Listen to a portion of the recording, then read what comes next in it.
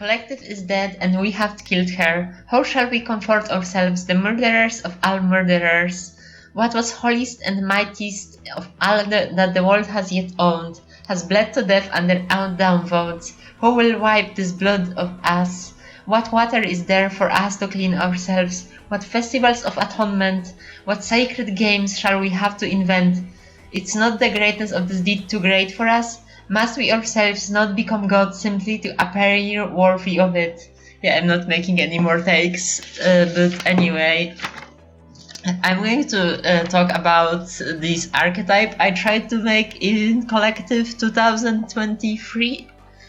Well, the idea for this Daylink archetype came from people complaining that all Daylings were just too simple, which was kind of bullshit in retrospect because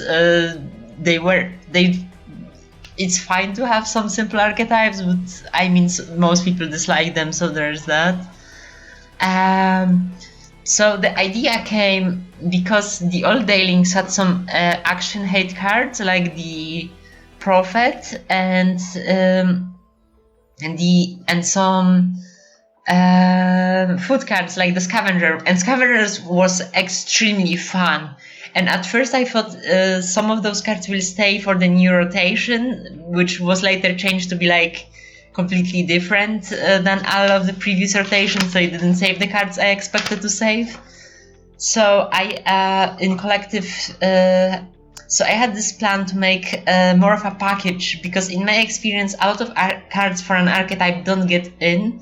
So maybe I thought to myself, it would be better to have more of a package of things to work with than an entire archetype that I wanted every card to get in of. And also I thought that since lovepon, I mean, a lot of people complain that, oh wow, building a tribe deck is just looking up the tribe and putting every card with the tribe to the deck, and that was annoying. So I thought to myself that maybe I don't want the Daylings to be that, so I would make like a gradient of Daylings that were supposed to work with like either food, or Daylings that are supposed to work with action hate and putting actions in enemy hand. Like, and here, for example, the new red leaf Ride Leader works not just with Daylings, but like every warrior and stuff. Yeah, here you can see me fucking up the game immensely because I forgot that the smuggler has the vigilance. So the lovepon here will be able to proc Ashgardy. Generally, this isn't even a winnable matchup exactly, I think, because this deck is way too slow to win with any form of aggro. But this Ashgardy deck is completely overpowering me here. As you can see, I did not stand any chance whatsoever. Like my last hope will be what, like hitting the exact action in the hand so lovepon would never be able to give the order. Yeah, a completely pathetic matchup. But, and this is like also an early build. Later you can see with lovepon's feedback I developed like better deck for KM with those Daylink tribal stuff, because to play with Twin Pike, I don't have Twin Pike right now, which allows Red Leaf Raid Leader to kill enemy really fast. Yeah, and I mean, if I played Red Leaf Ransomer and it hit, and RLR, yeah, of course, no, they can't hit anything. Yeah, this game was lost before it started. Maybe the next matchup is better. What's the next game again? there's very few people playing this game at this point, even because it's a dying game, of course. So lovepon is one of the few remaining players I was able to make this last daily matchup showcase with. Yeah, another match, another lovepon.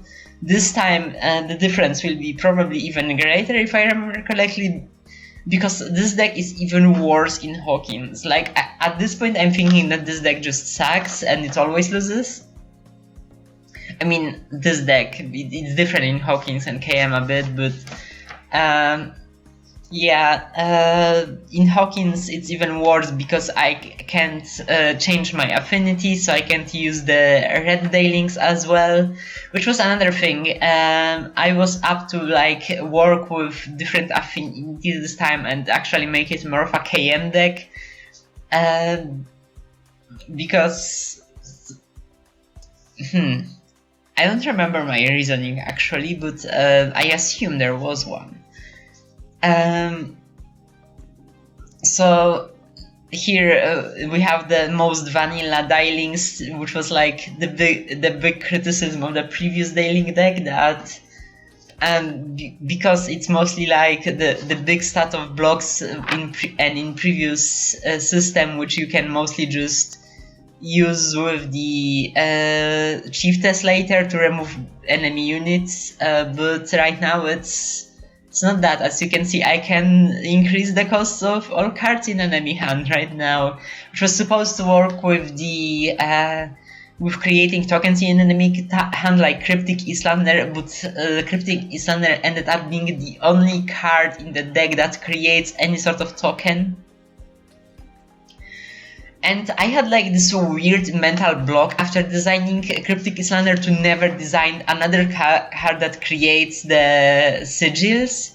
Only I wanted to make another card that specifically works with the creating a card in enemy hand that is different than sigils. Because sigils are kind of basic, like just give +1/+1. The thing is, despite them being basic, to work with like every possibility to like not be just banished by KM, not be just discarded by Marie, I made the sigils like extremely complex. They work, they trigger when banished, they trigger when leaving hand without being played, and it's worthy, and it leaves not a lot of room to create different cards. So that's why Cryptic Islander is the only design creating a token in enemy hand for daylings to even be submitted. Of course, this is because the new daylings are supposed to be like their own version of Dralogs. Like, I wanted to some extent do Dralogs but better as far as that side of daylings came. I mean, some of the daylings cards aren't that. Like of course, Checked is just a flavor card that wasn't even supposed to be in the main deck. It was supposed to be a side thing. Plant Spider Rider is like a dayling from last year that was submitted for the previous version of what dayling deck is supposed to be. Check, of course, has regenerates, so it was supposed to be like a that card, but it never fully worked with this. So the red leaves are supposed to do most of the card cost increasing, but it didn't work out as well as I wish it did. This is like what daylings were last year, but again with the war jam and stuff.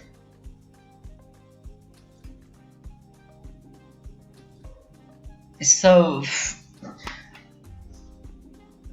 I have nothing interesting to say about this matchup at all, to be honest. Like, wow, I am losing pretty badly, as you can see. And yeah, am I dead right now? I think not. I am not doing the math. I didn't do the math back then. I'm not doing it now. So Dailing Impatient Hunter was like a DC card, I think, that had limit of a number of words, so it was just a 2/4 with fast, which back then was advertised to people as synergy with Chiefess, because Chiefess would allow to instantly make the unit duel as a 3/5, so it was like Fireball. But now there's no Chiefess to actually utilize this ability. So it's just a 2/4 fast with no effect whatsoever. Maybe if I have 2 mana I can use this with the shield, but it's not that good of a combination, but it's still at 2/4, which triggers the passive. That's why it's on Hawkins, but I don't put it in the KM versions of the deck because it's not as useful there. Okay, and yeah, because of all that heralding, I lost. This deck can't compete with the enemy deck at all. I don't think I gave up on playing this deck in Hawkins quite yet. I think it will take me a while, but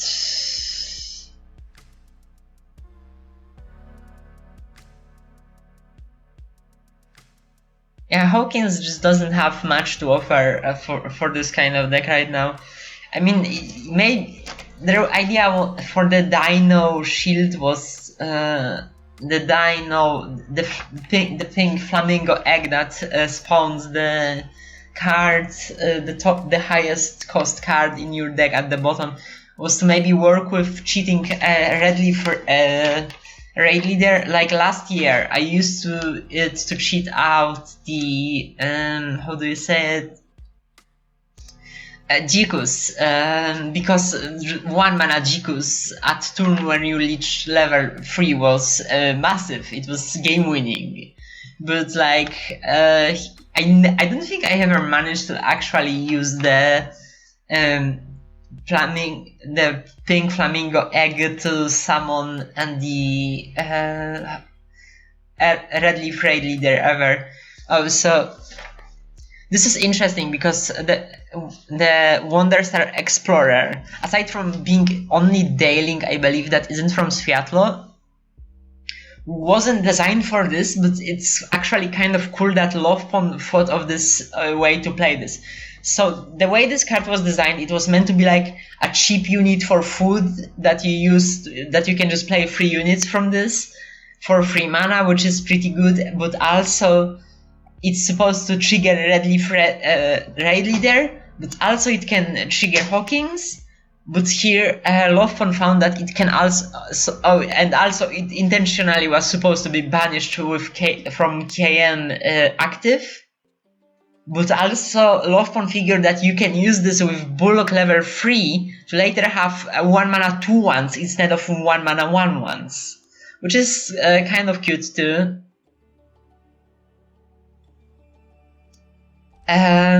And yeah, here how I can use those things, and it's kind of fun to trigger this.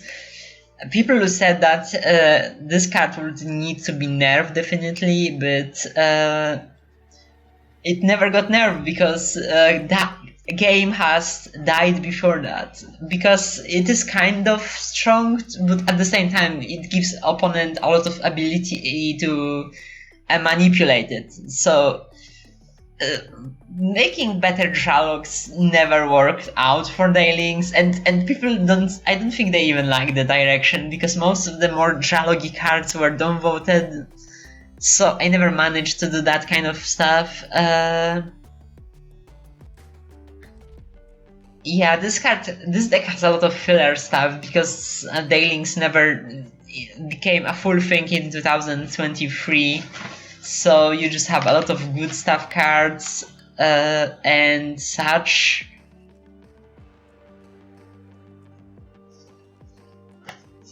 I am not a very good KM player, as you probably can tell by the second game with her. I have the Gentle Cat skin to her, which is better than the default one for sure. Yeah, so it may be not be obvious right now, but I am losing this game as well.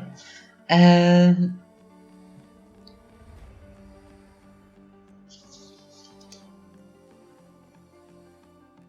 so right now I don't have anything much to say on the game specifically, but by the way, did you know that like dailings were an afterthought?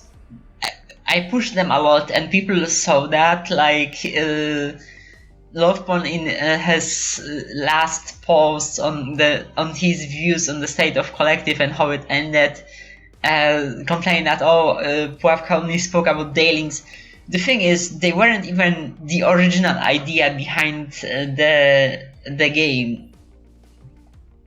Originally, I came up with nightlings and didn't want to make realm for them because I wanted it to be more collaborative, but like attach it to another realm, like new species in it, sort of thing. They couldn't find a realm that would work with, like no one wanted them.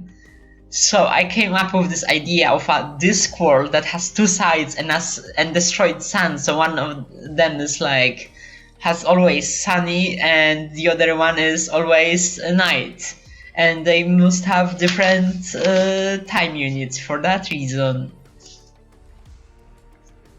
So dailings never were meant to be like think to the same extent. Yeah, this kind of losing here already. The Kasztani is actually a card many people complained and made them uninterested in playing the game anymore because it can kind of completely shut down perma, which is, I mean, the perma design is kind of extremely wonky, and I always hated how in this game I have to like mind all of the heroes when I'm designing a card. Like, I mean, I complained the most about KM because she kind of ruins the idea of splashing. Like if you go to Tricolor deck, you have to go to KM. You can just like have fun splashing in other heroes. But with like Perma, it is kind of annoying because she greatly limits taxing because her fan, which is, well, one person, but you know, will always complain, oh, well, she's unplayable now. And I mean, it's not even wrong. She will be unplayable from being taxed. So you have clunky cards like Elusive Cloud Frog, which only increase the cost of non-hero created tokens, which originally was specifically non-doubloons also, because it was specifically to not limit perma. And you can see the Wonder Star Explorer here working with the Brook passive, and me being completely dead for that reason. Wonder Star Explorer isn't from Seattle because it has fully formed sun, which I don't know why Space Star Turtle, I mean, I guess Folidia now, drew it that way, but that's how it is. Oh, here's an interesting matchup. Like, you don't know this yet, but lovepon is playing here the Chosen of Kadar deck, which is deck that got in 1 week, and it had exclusively cards made by JTAD and drawn by JTAD, and they are kind of, and people were impressed. The JTAD designed an entire deck that can be playable, but the thing is, I also have one card from the deck. It's not that good, to be honest. Like, this is, I think, my first win here, to kind of spoiler how that works. lovepon decided to adapt this deck into a Lazaro Humans build, which Lazaro Humans was always sort of in a weird spot because humans are always an extremely common tribe, but people rarely build synergy for them. I mean, I did a lot. I tried a lot, not necessarily succeeded a lot. Yeah, Young Chosen is here to like trigger Cryptic Islander because that would be annoying, and that's like a fun way to play the game. to create a lot of the fucking tokens in enemy hand.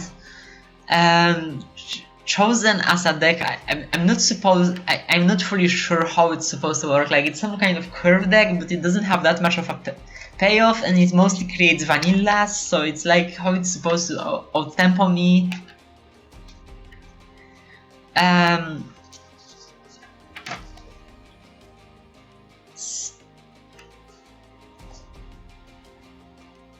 don't think attacking Alof here was a good idea, but that's what I did.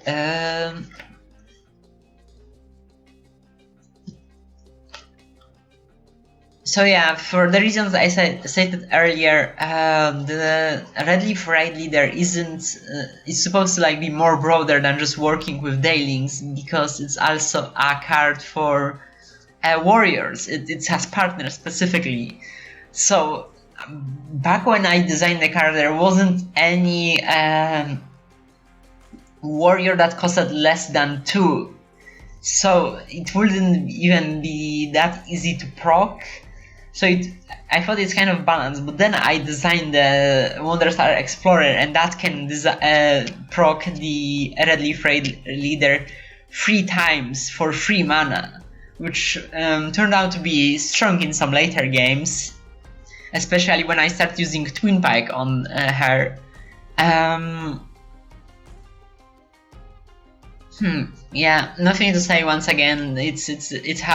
It's Headmaster and the Scroll Schreiber.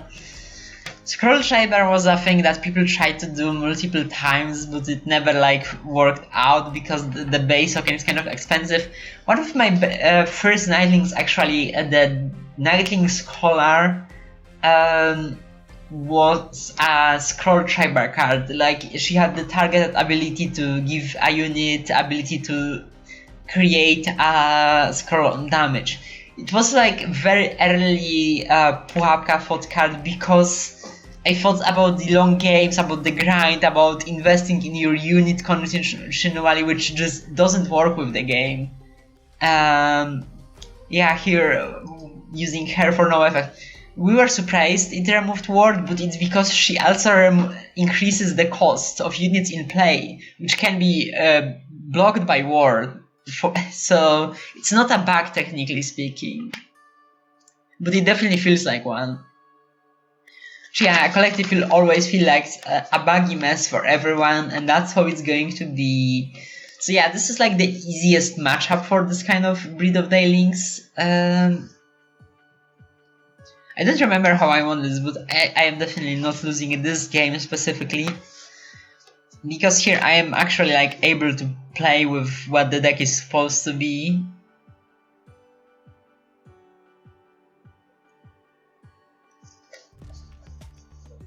So yeah, aside from being the Lazaro Chosen, oh, this card is annoying because it can basically like heal units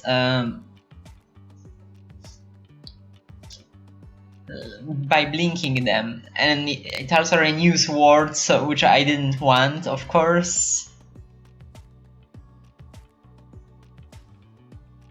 So lovepon is going to remove both of Strange Sigils right now. Yeah, just heal the unit, which would create a pretty good wall.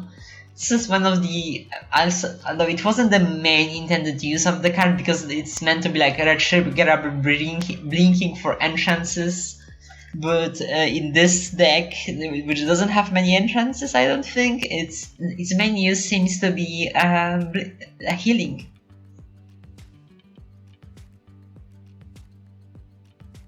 And I have not much to do.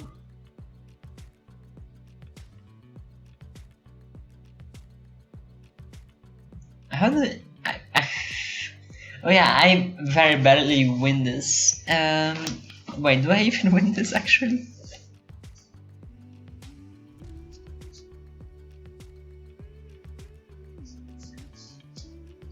And now I am able to begin taxing.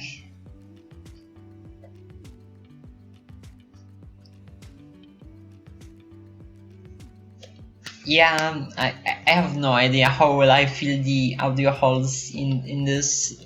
I am not really good at what I'm doing right now. I'm not a professional art on daylings, maybe talk? Sure, why not?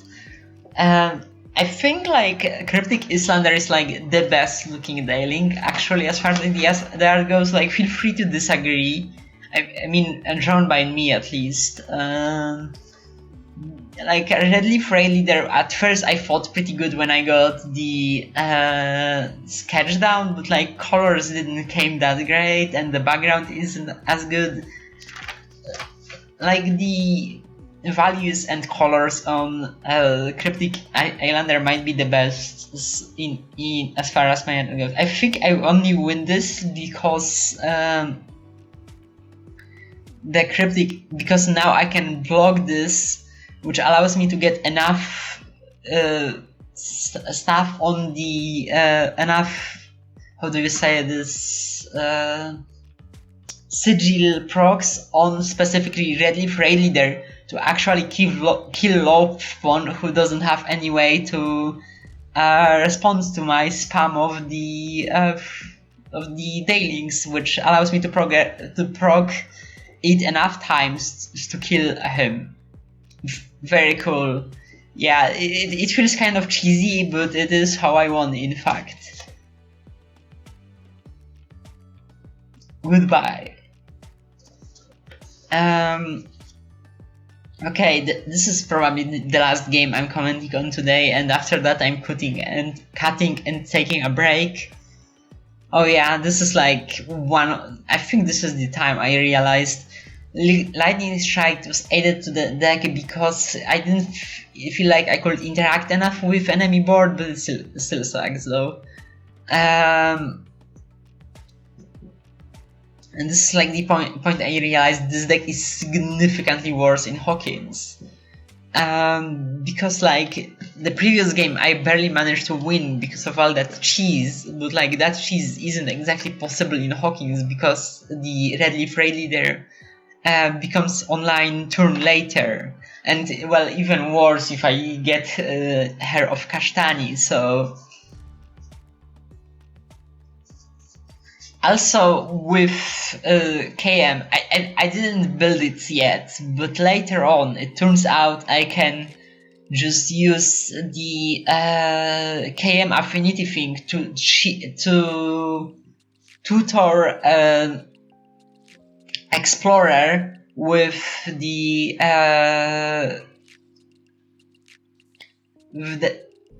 what's the old game and again?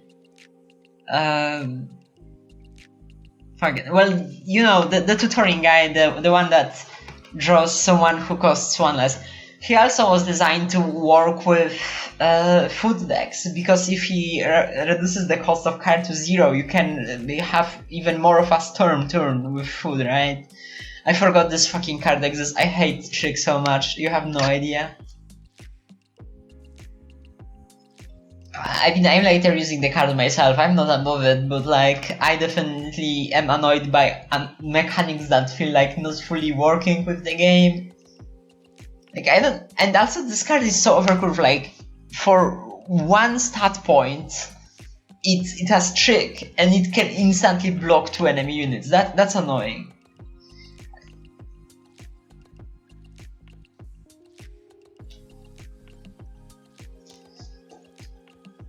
Yeah, I don't think I'm winning this one, but I'm not as far to winning as I was last time. But that's the point I realized, so like, just play this in KM and not fucking Hawkins.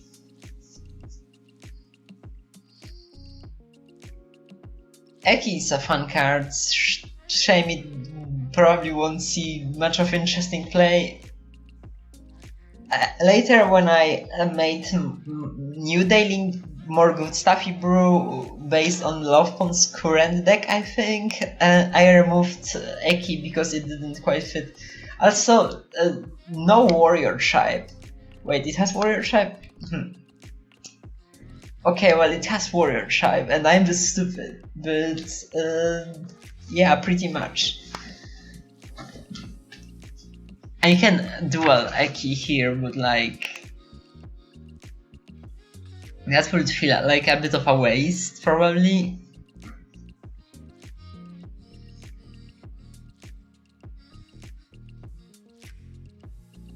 Yeah, nothing to say again. The original design for Kasztani was very different because it was Spikeberry design. The current one is mine. The old Spikeberry design like put daylings from top of the deck that costed less than Kasztani, I think, to play. Because Spikeberry wanted like his own take at branching own Dailing design identity, and it was interesting, if probably too strong, but it never like took off. No one cared for that, so I tried something else.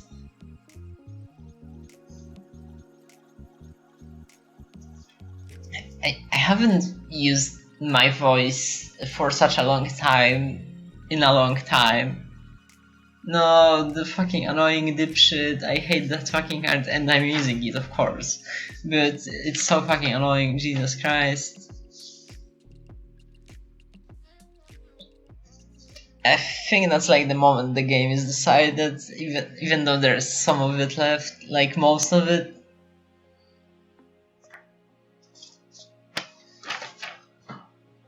So Redleaf Ransomer was a card designed by Gokun, and it's a fun design, and just increasing the cost of all cards for a turn.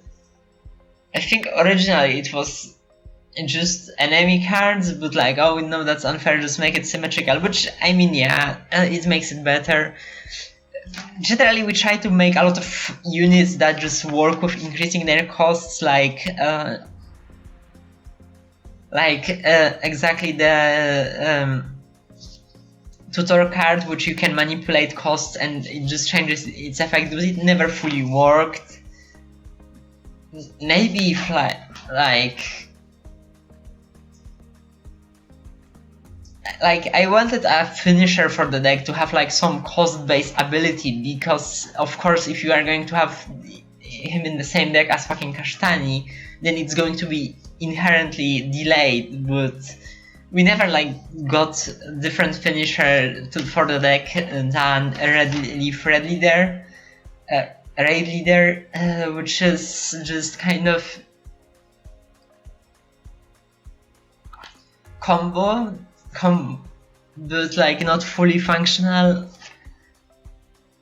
At least not without Twin Pike, and at the point of Twin Pike it feels like I overinvested. So here is the jail card, which allows to create the 1/2s that just banish your units to the jail, which is kind of strong, probably. Many cards aren't balanced, mine of enemy cards, to be honest. So I can't even complain at this point, because once again it is a matter of playing in a dying game. The idea of putting in the Chosen, which plays top 5 cost cards from your deck, was to play Kasztani and be just annoying shit, because Kasztani is pretty annoying, but it never like worked out that way.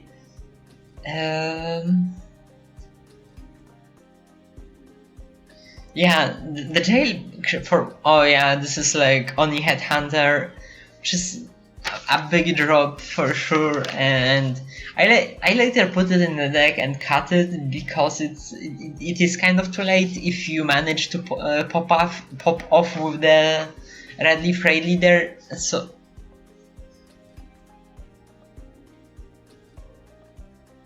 oh, it's renamed to Headhunter's Trophy.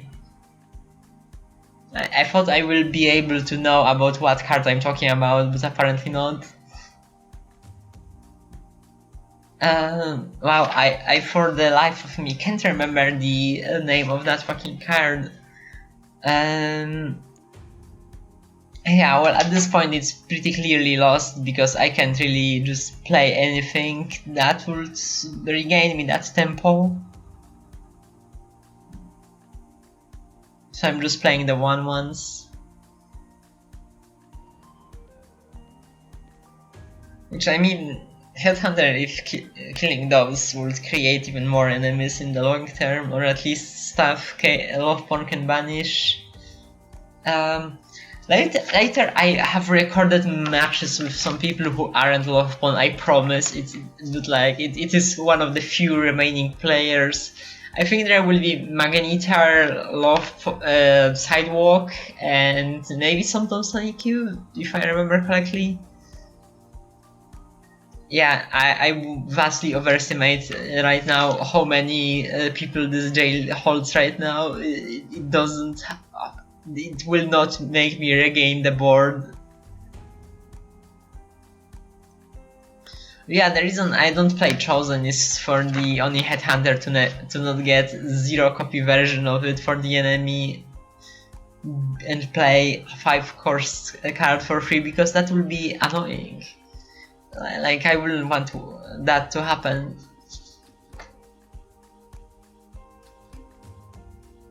Yeah, this is like infinite enemy generator. Does it actually create 1/1s? Yeah, not 0/1s.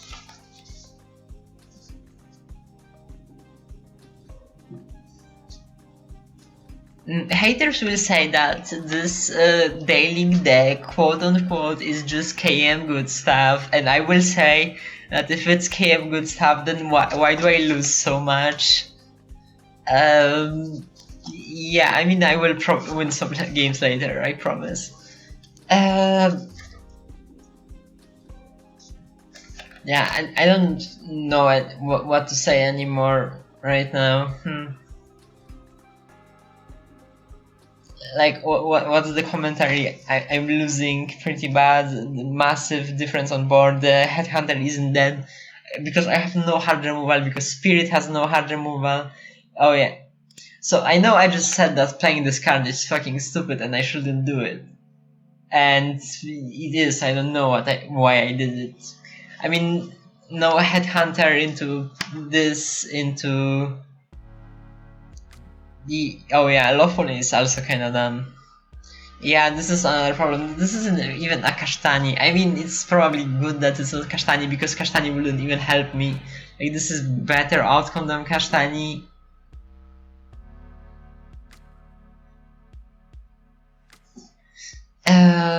This card is kind of bullshit. Plague Ball is kind of insane with current KM. Like, this kind of level scaling is always kind of broken with her. Because she just levels up faster. I mean, I think they standardized it a little, but still.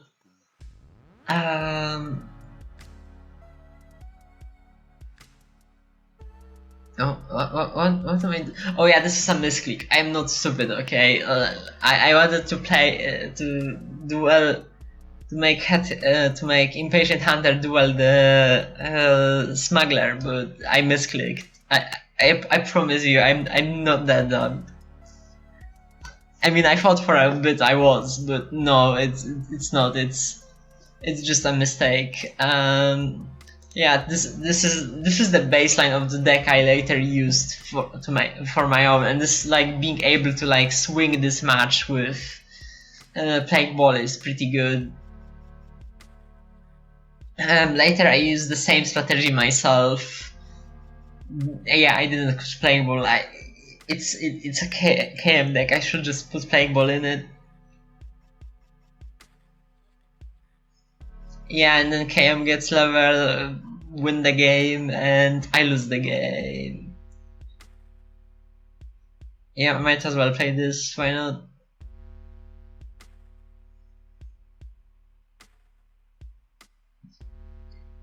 Is he going to fight it with Oni Headhunter?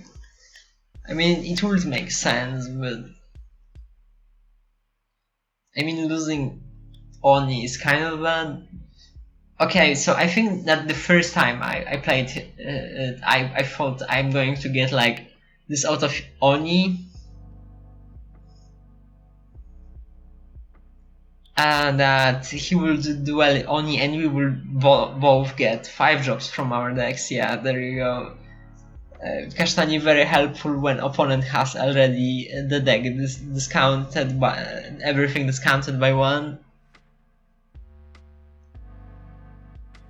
Wow, I hope what I'm saying is fucking interesting enough to actually maintain a 3-hour video.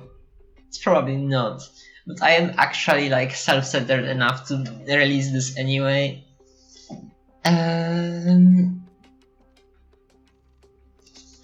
Yep. And the game is over, yeah, like concede just... What? Okay. Yeah, sure. Why not? Oh, yeah, this is kind of interesting because the smuggler barrels get also the abilities of KM level 4, which makes them even stronger. The smuggler is so strong, it's insane. Yep, it's over. Yeah, I'm not dead, but I think I'll just concede. No, wait, I remember. He's going to ping the fucking smuggler on the barrel to kill me right now. Very brilliant. I'm still like thinking how to win this because I get level 4. Oh, yeah, but it was like more interesting game. It's better than just losing like normally, so... Yep, and I'm... no, not smuggler. It's going to ping the barrel this way. Yeah, sure, okay, why not? So, this is the second day of recording now, and as I said in previous ones, I didn't intend Daylings to be a full-fledged archetype from the start. I mean, Sviatlo to be a full-fledged realm, but I was promised that people would work with me on it, so I wouldn't be left alone and I could like make cards with other people, because I always was attracted to the idea of collective being something collaborative and working with other people. So when other people wanted to work on the realm with me, yeah, that was cool. Some of those players were in the game longer as designers or players. So it was fun to work with them at the beginning, and that collaborativeness never really actually fully like manifested into what I wanted my collective experience to be, because yeah, as many people say, everyone just wants to build their own archetype, and each archetype really is like a castle in the sand that keeps like being taken away by the waves, because it can only work in 1 year and then it was rotated out. So it was kind of stressful that, oh, if I want design enough for this year, it will all be taken away. So this is like a huge issue in collective, because it's difficult to build something like a full something. So I had like this different relationship with it over the years. Or I will focus on lore, or I will focus on daylings, or I will focus just on art and carrying stuff, or I will not try to build an entire archetype, but try packages instead. And well, in the end, nothing really sticked because collective fucking died, and yeah, this is what we are dealing with now. This game is really super interesting. I mean, it's fine. I just don't have much to say about it, so let's focus on talking about history in collective. So you have those castles in the sands, and everyone tries to make their own, and the rotation keeps happening, and it creates like this very competitive, semi-toxic environment where everyone wants to kind of just fight for my design to be the one that like defines the game. And this is why a lot of hate and toxicity came from, because like if your card got in and someone else's card just was significantly stronger, then you just get pissed because now your card doesn't have the showcase. And the same goes for nerfs. I was especially always bitter about nerfs, especially the ones that like changed my vision, like changing numbers. I usually didn't cry about it too bad, but like if they like change how the card worked, then yeah, that's like my vision, leave me alone. And generally I will spark out at them and be very toxic in updates.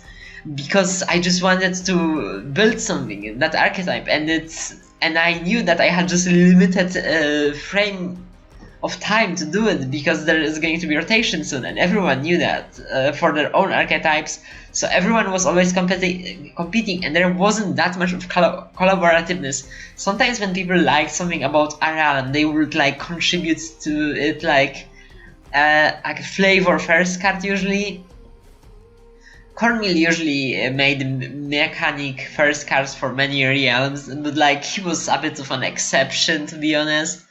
And yes, so in the end, while I started to want to be this collaborative realm designer, I ended up to being this selfish person who just keeps talking and making dialings, because what else? Because I want to leave my mark on the game. I want to have influence on the meta, but only I fucking play dailings. No one cares. I wanted to watch other people play and interact with my cards, and trying to build my own archetype didn't help with this at all, because no one else fucking played it. Like, I mean, yeah, I guess there are like few matches where in my like daily archive recordings where I have a mirror, because some new guy will like actually honest to god play dailings. Like, those things happened, but there were so few players at that point that like I was the only I was making an entire archetype for myself, which was kind of not what I came here from, but I became bitter about this anyway, and focus on that. So everyone like has their own take on what collective should be, but I don't know if I would like more successful collective. Like, if I would stay if collective would become good at all, because I am a big fish in a small pond with my pretty decent art and semi-respected designer thingy. So people like were willing to, so I could get a lot of my cards in proportionally to other people. I mean, there was a joke, I was always winning. I'm a poor designer that never gets carded, even though like I had like pretty high ratio of getting cards in, all things considered. And yeah, that competitiveness kind of didn't work that great out for me. Yeah, I'm going to lose this game anyway, I think. I don't think lovepon is losing this, because now they have the... yeah, I mean, if I use this Harpoon Strike here, then the Deadly can not proc Cesark, which is nice, but... yeah, and other people like had those visions of how collective could work better, like Magneter and her alt collective. Oh wow, if we just make a collective only be voted by players in the game and not by old people who like are staying there on Reddit, then it's going to be playable. But alt collective didn't become that at all. I mean, they wanted alternative collection fully. But what Alt Collective became instead is like drafting cubes server, which was fun. And I'm going to talk about some of the cubes, mostly mine, but also Gokun's cube was kind of memorable. And everyone else has this vision. Oh yeah, the problem is because we have 10 cards getting in, and that makes it extremely competitive. That makes the collective small and limited. And like, yeah, this is the point, because like if collective was bigger, then my cards wouldn't get in as often because it will have more players. Or if collective was bigger, then there would be different system. Later came the vision of the Sentinels rework, that collective players will just make their own player created campaigns, and that will be the new selling point of the game, because now everyone can contribute without voting. But that fucking died very fast. Yeah, and that was kind of weird too. So you have those, like, everyone has different completely vision of what collective should be, and everyone is competing with the vision of every other person, and I just wanted to be part of something, but what I ended up instead was being a fighting dipshit that, like, keeps fighting for my own vision of collective. With other people who, like, had their own visions, but no, I saw my vision as inherently superior. I mean, it probably was, to be honest. Like, I am pretty intelligent compared to average collective player. Yeah, I didn't have anything else to do here, so I just dueled bug because I didn't want lovepon to keep getting free HP every turn, and I had nothing to remove it, so he's back to 20 health and I'm going to lose. So...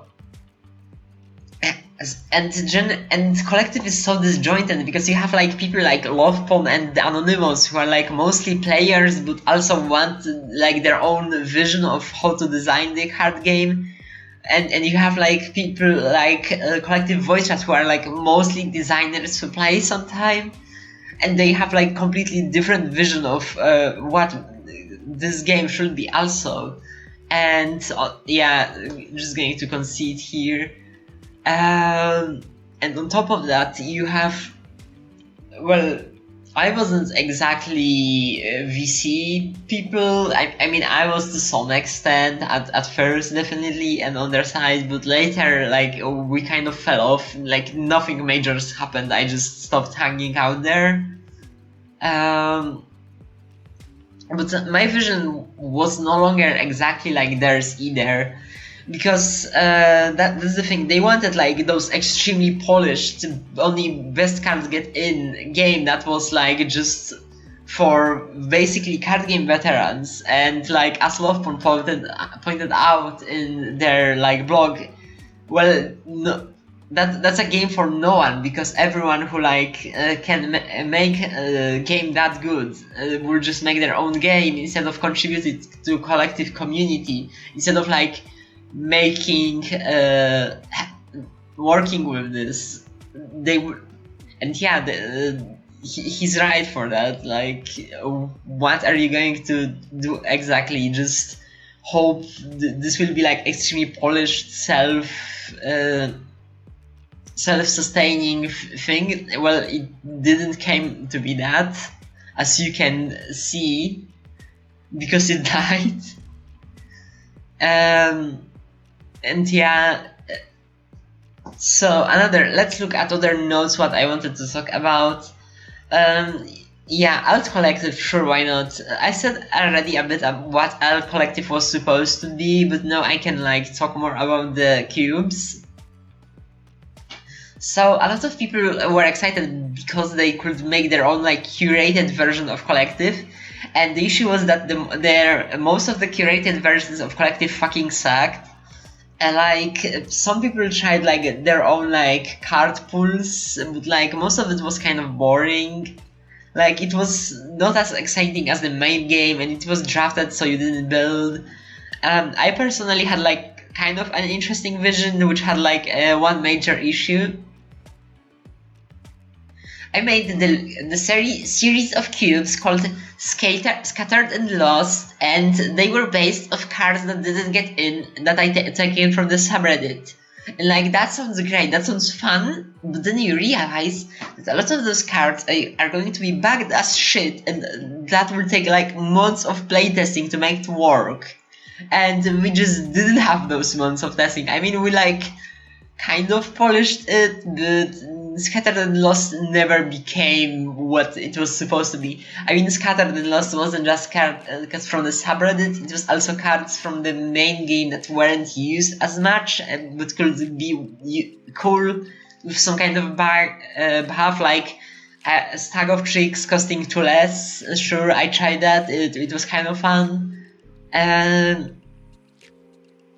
And that vision was kind of interesting, but because it was mine, but it didn't fully work, as you can tell. The other versions were like Gokun just straight up tried different mana system, while that allowed you to, at the end of the turn, banish a card from your hand, and depending on its affinity, you had the mana of that affinity, but you can only reduce the off affinity penalty once. But there were cards that were payoffs for having multiple cards of one affinity banished. So the cards were dying, the hands were dying really fast in that mode, because you could spend like multiple cards a turn and then banish to gain max mana. So hand generation was important, so the new hero Fortuna, I think, so mostly play in that game mode.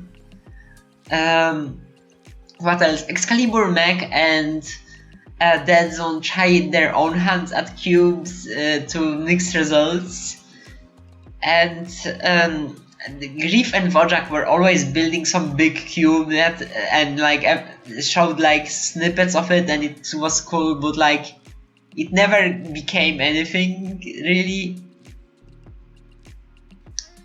Yeah, I'm going to lose this game to the last Cry, by the way, because it's like extremely powerful and bullshit card.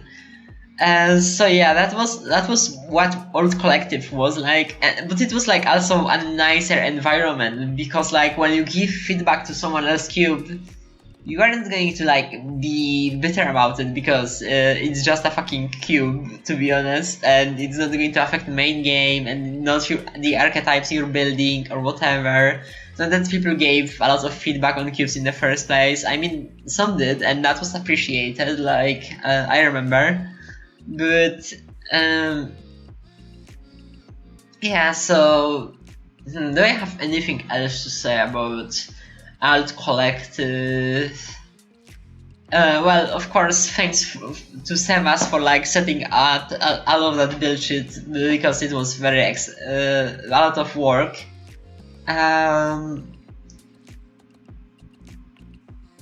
Oh yeah, the experience of trash equipment. So yeah, oh wow, this is so fucking disjointed. I should have said that earlier. So I was like saying the experience of like making my own archetype, and how did that work, and like the biggest thing, the biggest success, bigger than Sviatlo, was the trash equipment, because trash equipment was exactly what I wanted my experience in this fucking game to be.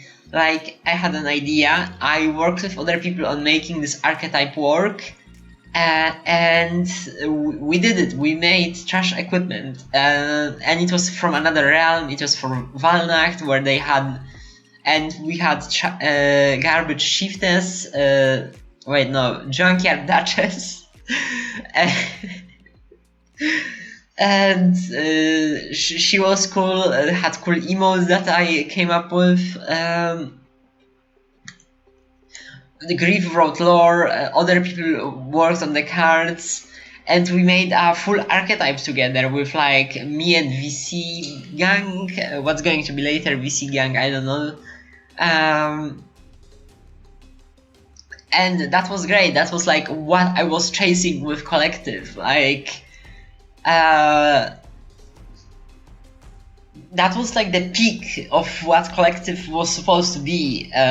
Shame I couldn't convince anyone to call the Shanker a tulip, because like in Polish you can call a broken glass bottle that you stab someone with. I mean, you don't have to stab someone with it to call it that, a tulip. And I thought that's like a cool way, but like it doesn't translate to English. We Polish are just like more romantic like that, but yeah, you can see that. So that was the big experience of Collective for me, and it used to be great for a bit, and then, well, everything went how you remember it, not great. But that just died and never came back. So what else do I talk about?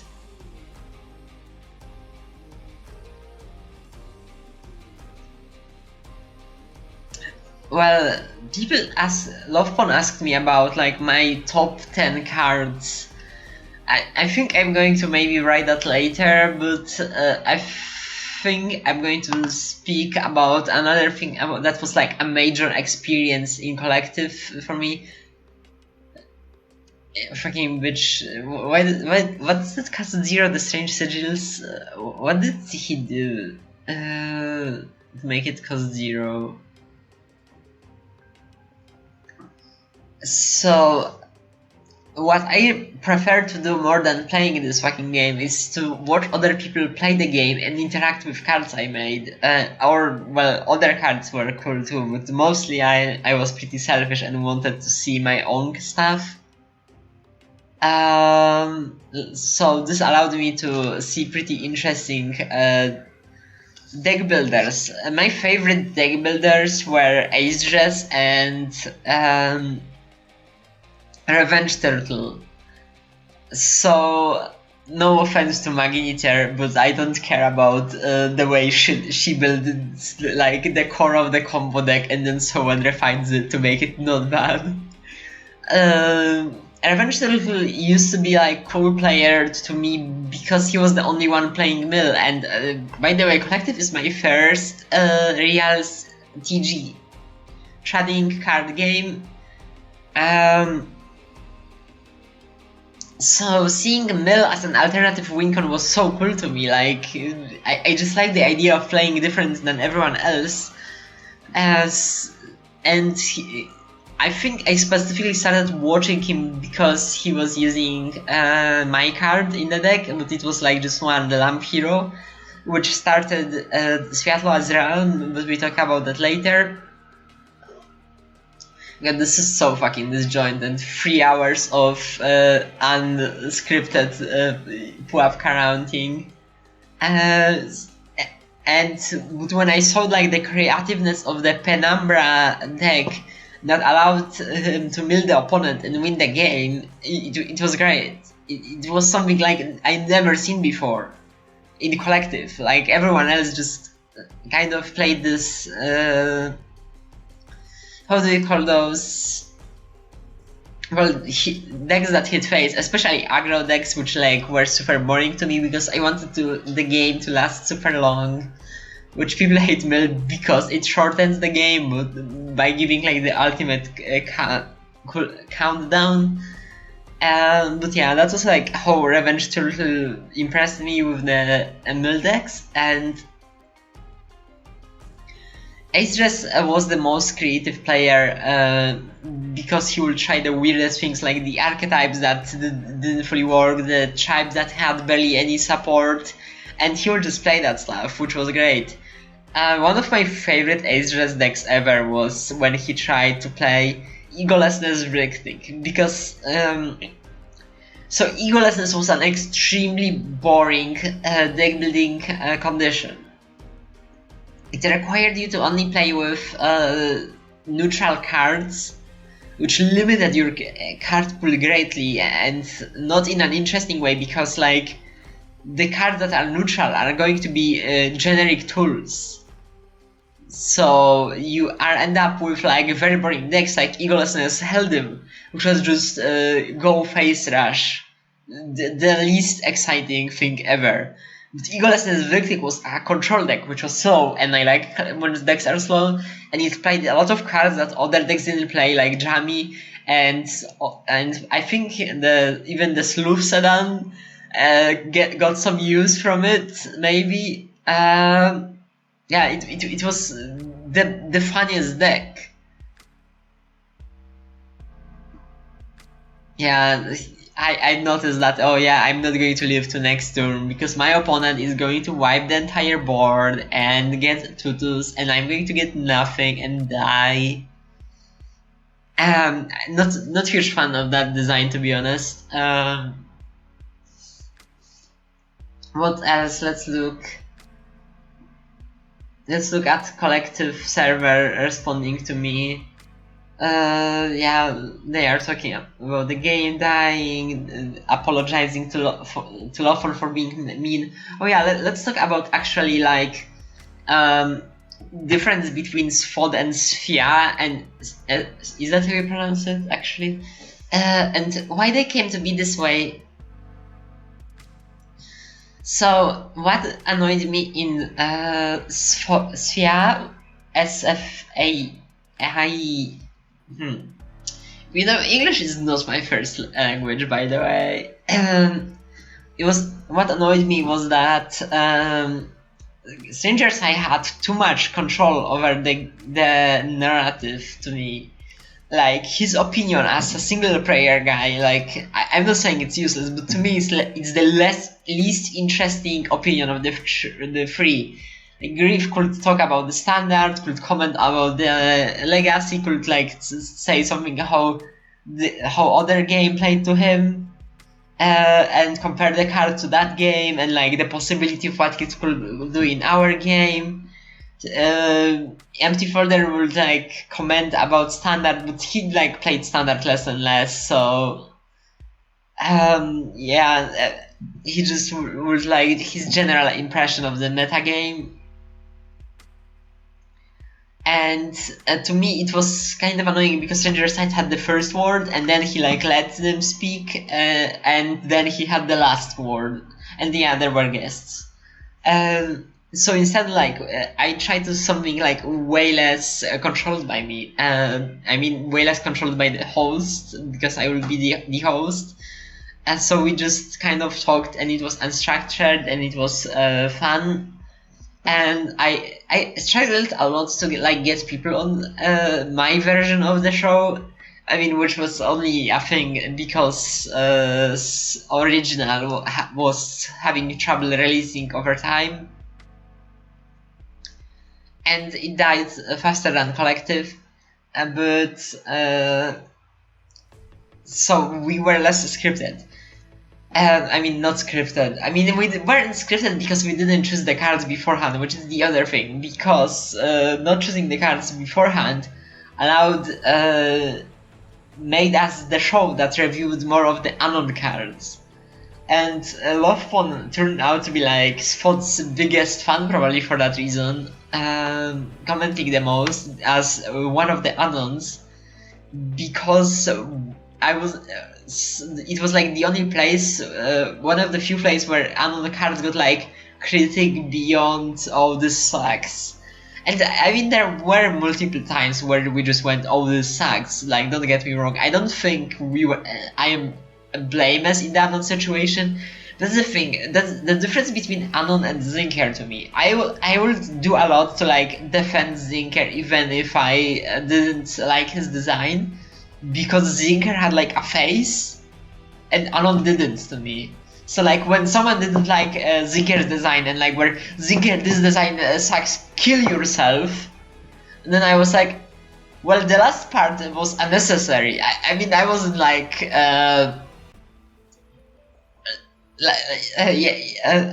good person to Zinker at some points either, but like it was crazy how far the community went on the guy, even though he just designed cards that they didn't like, because that's just what the collective was. It was like extremely toxic, and I was part of it, and it sucked. But like for Anon, well, if you are faceless nobody, then well, why would I want to protect you?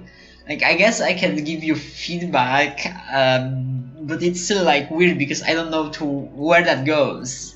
I mean, everyone talks about how much we know who the Anon was in practice, but yeah, it also hitting your face. It did feel kind of malicious, and some cards felt like game breaking on purpose.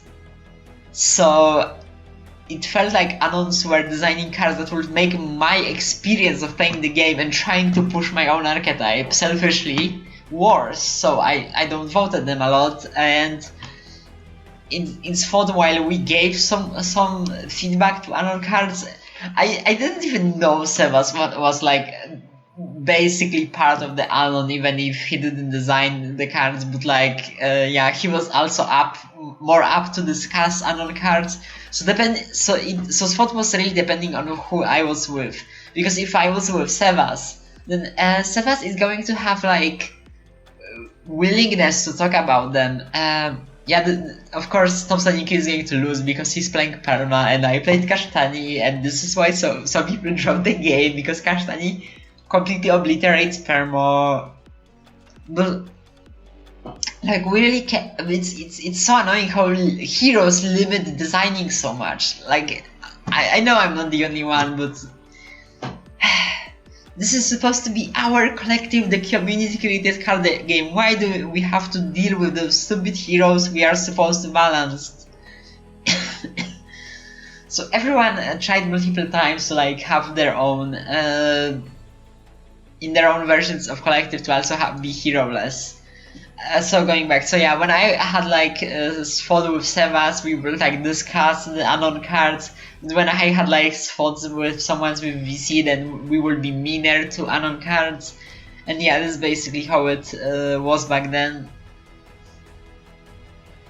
And yeah, now I'm going to win because Perma is not very good at dealing with cost increase. So this is what made the game. I don't know, because like the Jalox used to be like pretty bad, but like their one job could instantly win the games against Perma, which was like unfortunate. People didn't like that much. So that was the spot and how that interacted with Anonymous. What else can I talk about other than complaining about the history of collective and how everything went wrong? And okay, this is going to be, if I'm going to be quiet for a bit, then I'll just cut it, I guess. Oh, also my favorite archetype that I didn't make myself, because fucking yeah, if you haven't noticed, I'm extremely self-centered and make shitload of videos about how they lings played, was probably insects. Because insects were fun. They had like this randomness to them that wasn't like annoying, but still worked. Like they could create random ones in hand, but since the card pool was like sort of controlled, it mostly created good cards, even if it could create the fucking error wasp. I got error wasp so many times, and it was so bad. Like error wasp sucked so bad, but it was still a pretty funny deck to play with. So it wasn't. I mean, I'm not like, it's funny when I got error wasp too, so it's not really a complaint, to be honest. I liked how it worked with Hawkins and the banishing from graveyard, or Herald, which used to work with Hawkins, but then Hawkins sequence changed, so it no longer worked with Hawkins.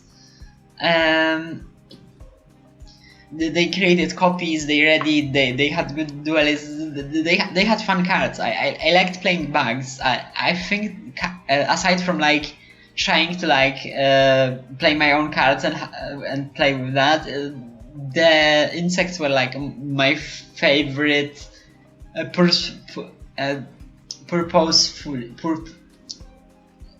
on purpose built archetype. Because, I mean, other than that, everyone knows I loved playing Mill, but that wasn't like built with much of an intention. It's just like more of a critical mass of cards, honestly. As you can notice, I am commenting on the game even less today than like on the previous recording. I mean, this card that reduces the cost of hand by 2 is kind of bullshit, but now I can like make it go up by 1 again, and it was after Kashtani, so it's not as impressive. So wow, the links destroy bullshit cards by being more bullshit than them. UP. Generally, oh yeah, I remember why the fuck I even made the links in the first place to be this annoying, because like having combo decks, I always hate combo decks and the whole like setting up solitaire stuff. So I've noticed that making a lot of hate cards for them makes the game feel better to me. So I just oh yeah, just like a worm. That's a lot of dragons. Shame we are going to die. So there was like this combo winter era where only combo decks were played, and I hated it. And people were, oh, we just need to like print more hate cards. So I did, and some of those hate cards worked with my archetype, because like having a hate card is for your archetype is pretty good, because generally people don't like running silver bullet in their deck. So when you make instead like a hate card that works for an archetype, then you can just put it in anyway and just have an archetype that works better against this deck. But then I realized I could make a hate-based archetype completely. And so the current form of lings came to be, more or less. And yeah, it's great that less combo decks can work. Very cool, very cool. Now it's me versus Magniter's Baldwin. I think this is like when she tried to place the human chosen deck by JTAD, and it's kind of unimpressive, to be honest. I mean, Magniter is pretty bad at playing and building decks, to be honest, but yeah, I don't know if Chosen Urge is that good of a deck to begin with. So yeah, I'm just going to like win this epic style. What was I talking about again? The hate cards and stuff and combo winter. Yeah, collective had like a lot of bad eras, and one of them was like especially. I think that was like after combo winter, but it was like when the Vrictic action spam was like the dominant thing, because the units were just too slow compared to actions, so control decks were stronger, especially the action based one. And but Vrictic could still like die to some combos, but then I pulled Mill, and could destroy those, which felt great. And yeah, eventually we started to print more hate cards, and a lot of philosophies what makes a good hate card came around that time.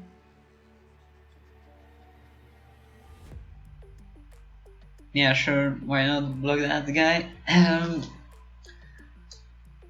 eventually I just became so hateful, I made archetypes based on that.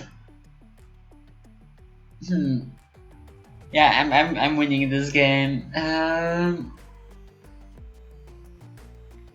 You know, even there was like one point when I made this like a long bitter rant why I don't feel like the way I design stuff works with collective, and I want a break from it, and why Sviatlo is a failed realm, and later I came back to it anyway. So that was a thing that happened. Other than that, oh, the scroll trial coming back again. I mean, every time there's like some kind of token, players of collective just want that token to define some archetype for some reason. Like that was even like eventually came to be with the Spirit Bear token, which is just 2 mana 2/2 token, and it was ancient, and like the person who made it apparently specified that, yeah, I don't want this to be an archetype, but it eventually became one anyway. Yeah, this was like a pretty good card. Like slowing down the turn is great.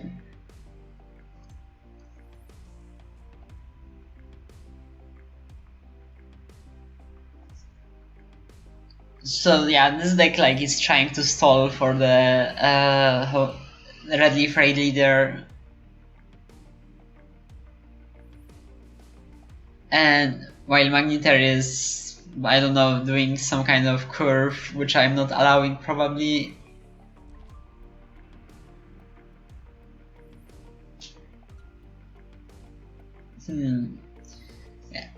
A lot of like, I'm not even good at this game when I'm recording this, because I didn't play it for so long. I just don't remember like most of the collection or interactions. like I mean, I still of course have like 1,800 hours, and so but like the cards that are now are completely different than what they were before. So I always like don't know what do I expect from the opponent, what threats am I waiting for, what removal do I want to dodge. So it's like extremely awkward, but I'm still winning, even though Magneter has more experience in current standard, which just shows how much of a better player and generally intelligent I am. Yeah, I never.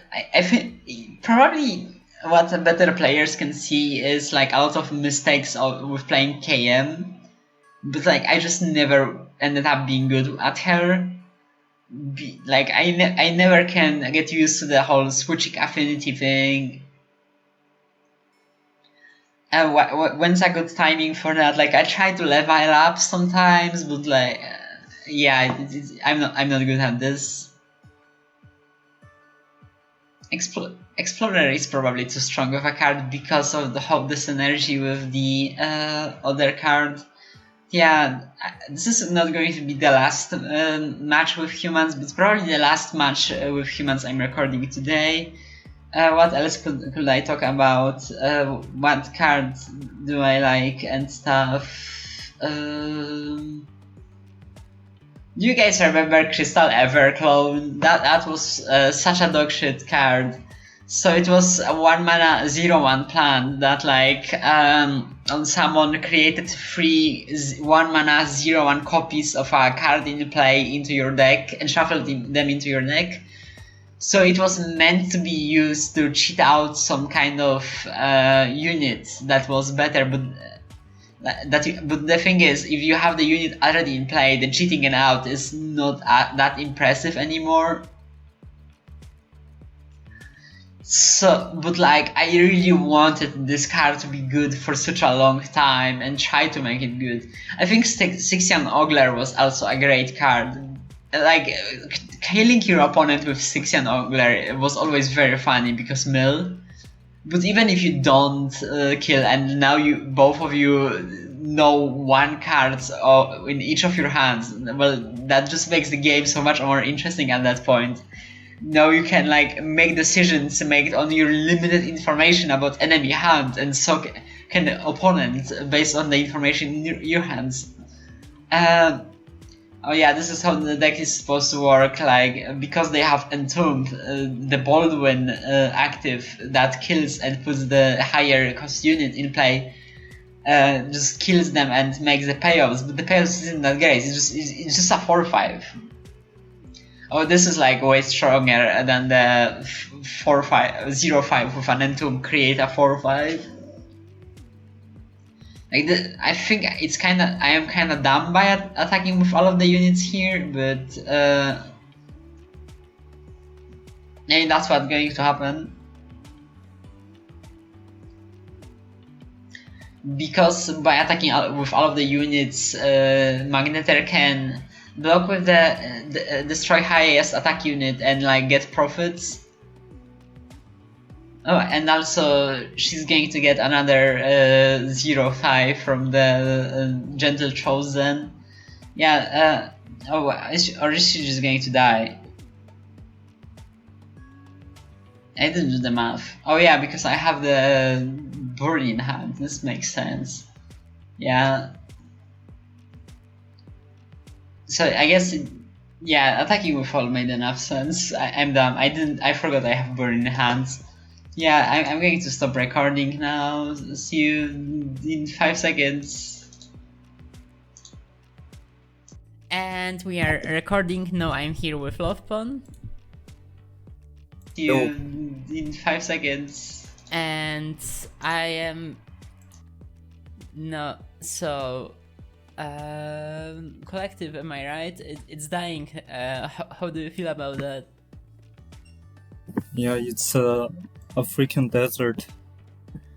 I log into Discord every day and I see no messages whatsoever.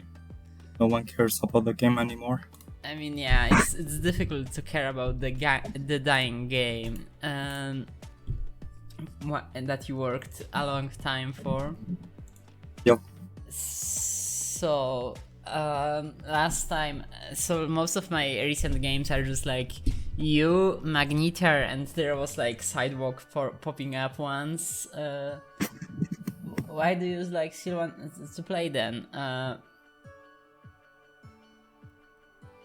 Wait, why do I still want to play them? Yeah, sure, why not? That's a good enough question, probably. Actually, honestly, I got bored of playing against the same people Yeah. a while ago. Like, when I play against Magneter, it's most of the time I just know that they're not playing something optimal, and it's just like an auto win. Yeah, Magneter was never a good player. Although I wouldn't consider her an auto win because sometimes she will find some kind of game breaking combo by accident. Yeah. Because Magneter was a player always willing to experiment in the game breaking combos areas. So, like when the Sand Shifter enchants duel the enemy with the how do you say it, harmonize, hitting opponent really hard.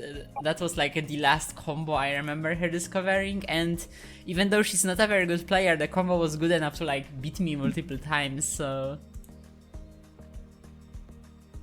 Oh, the thing about Sand Shifter is that she was the designer of the card.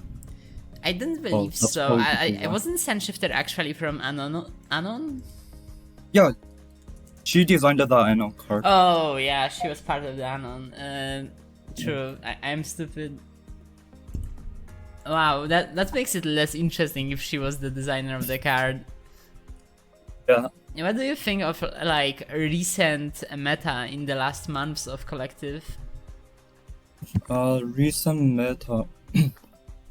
I think Bullock is still like really strong, but there are a lot more what do I say? Like just a strong cards in general rather than archetypes. Changed the meta. When I played against Sevas with Bullock, I don't feel the Bullock was good anymore. Because of a few cards in standard. Which cards like outshine Bullock? Let me pull up the deck builder.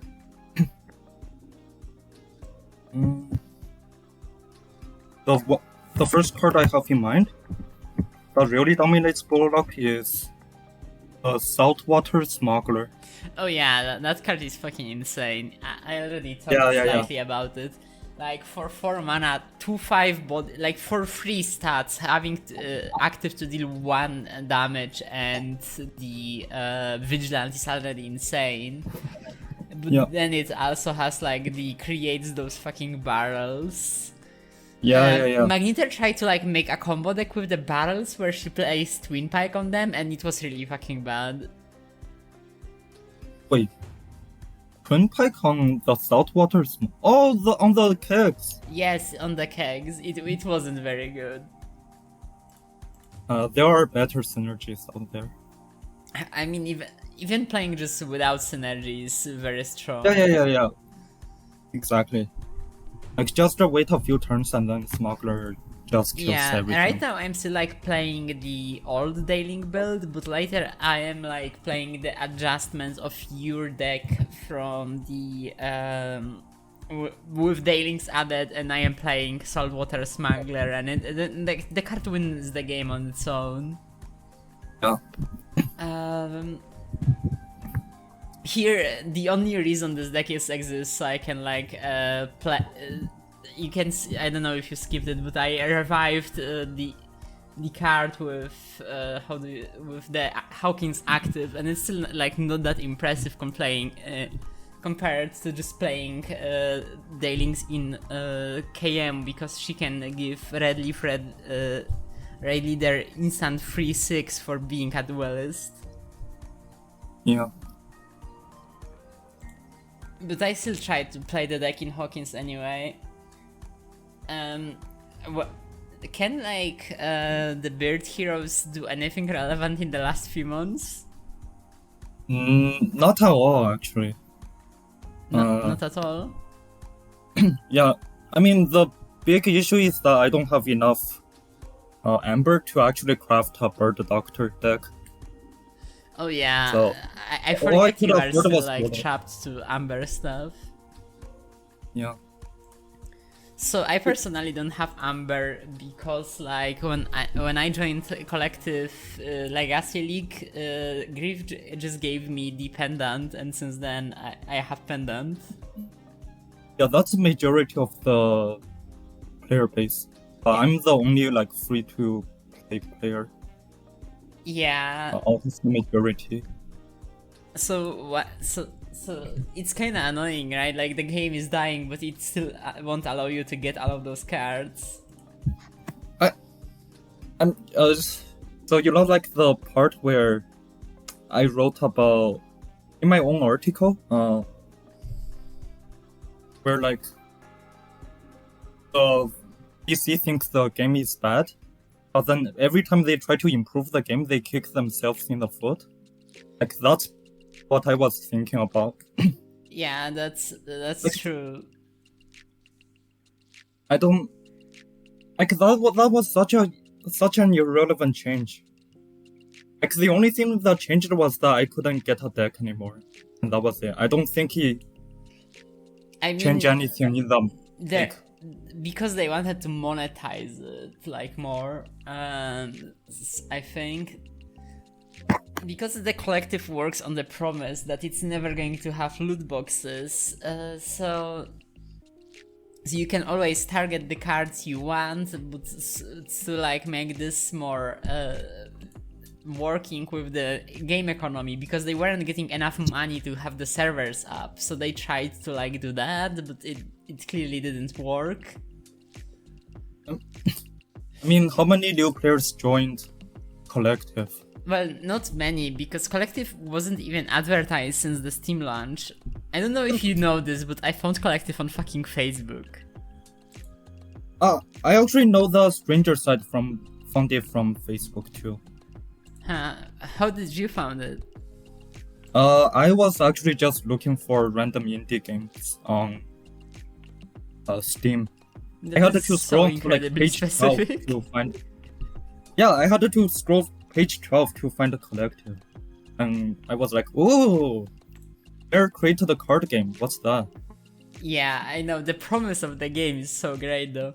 So here I think I misplayed by attacking with the red leaf raid leader, because like I won't have the burn next turn if I do that, but I think I win this game anyway.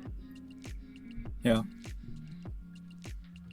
Yeah, so with collective not being like promoted by the game itself, it was very awkward.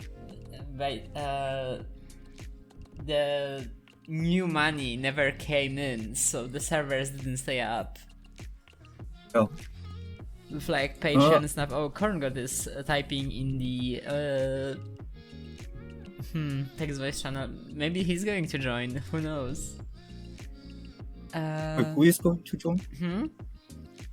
Corngod was typing in the text voice channel, so maybe he will join. I don't know. Probably not. Oh well, I wouldn't mind. Yeah. You might be better with 3. So this is the chosen deck. Have you like had any experience facing it? Not really. But it's in what? Baldwin, yeah. I tried to play some of the human cards in Lazaro. Yeah. And I mean, I just thought it was decent. It was just decent. I didn't really play the ones with huge entomb synergies. With 4 mana 4/3, I believe called Flowing Chosen. Yeah. So because Magniter's idea for the deck is to like use the Baldwin's active to promote units and get the entomb, right? Yeah. It makes sense. But it's not that strong, to be honest. Oh, I think she's going to play the gamble now. That's not a multiplayer card.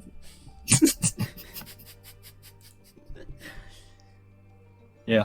So gamble is pretty funny because I designed it in like this is the most stranger side card I designed because it is meant to be like Hearthstone-y for single player stuff. And because it's random, but like the payoffs are like big enough so it's not really that big of an issue, but still you wouldn't play that in multiplayer because we want consistency above strength. Yeah. Oh, and now she's dead.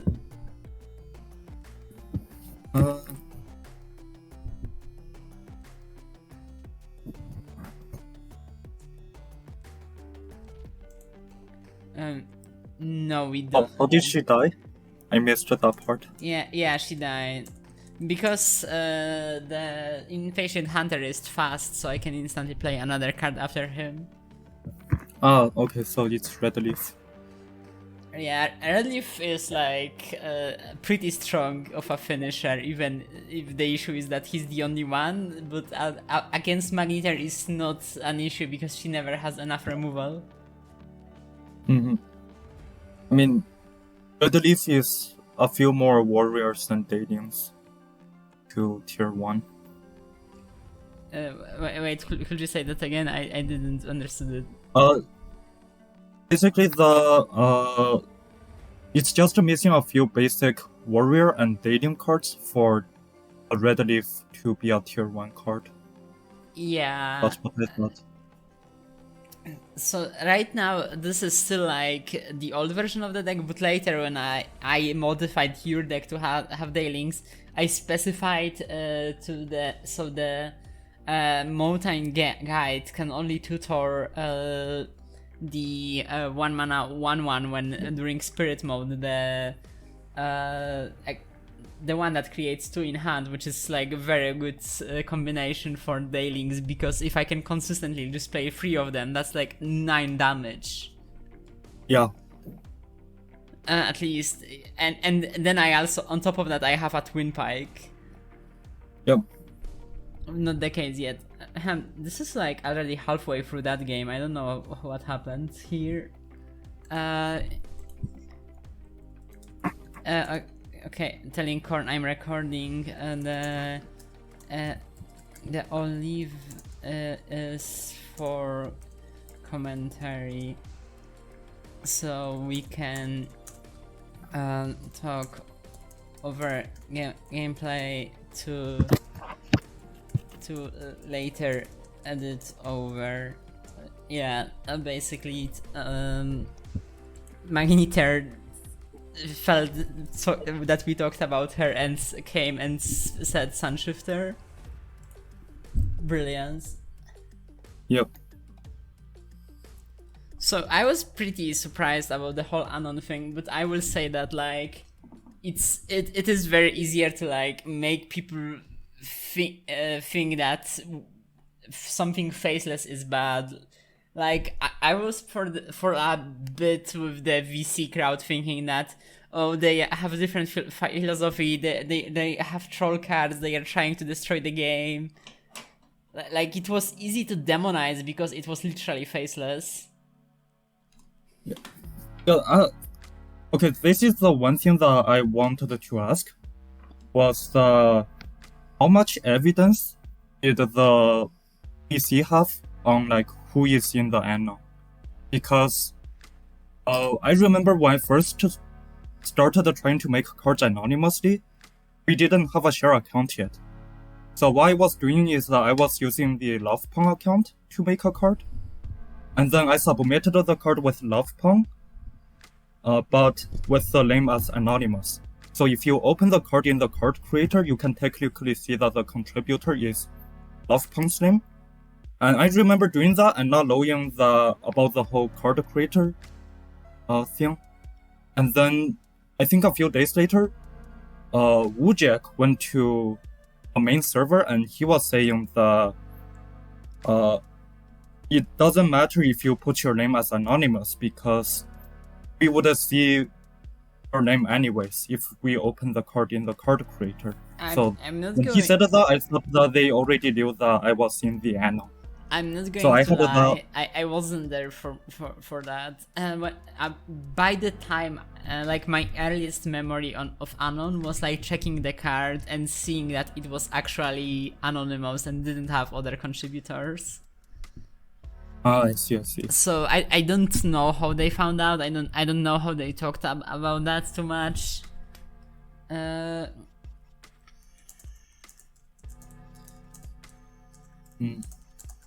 I mean, I remember you saying that like I was part of Anno. I mean, it's easy to guess that since I play with Monsterland.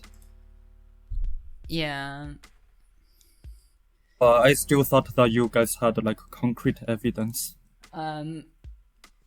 Like I think Magneter was definitely found out, like because I remember they talking. Oh yeah, you can tell which cards are Magneter because they aren't that bad as the rest.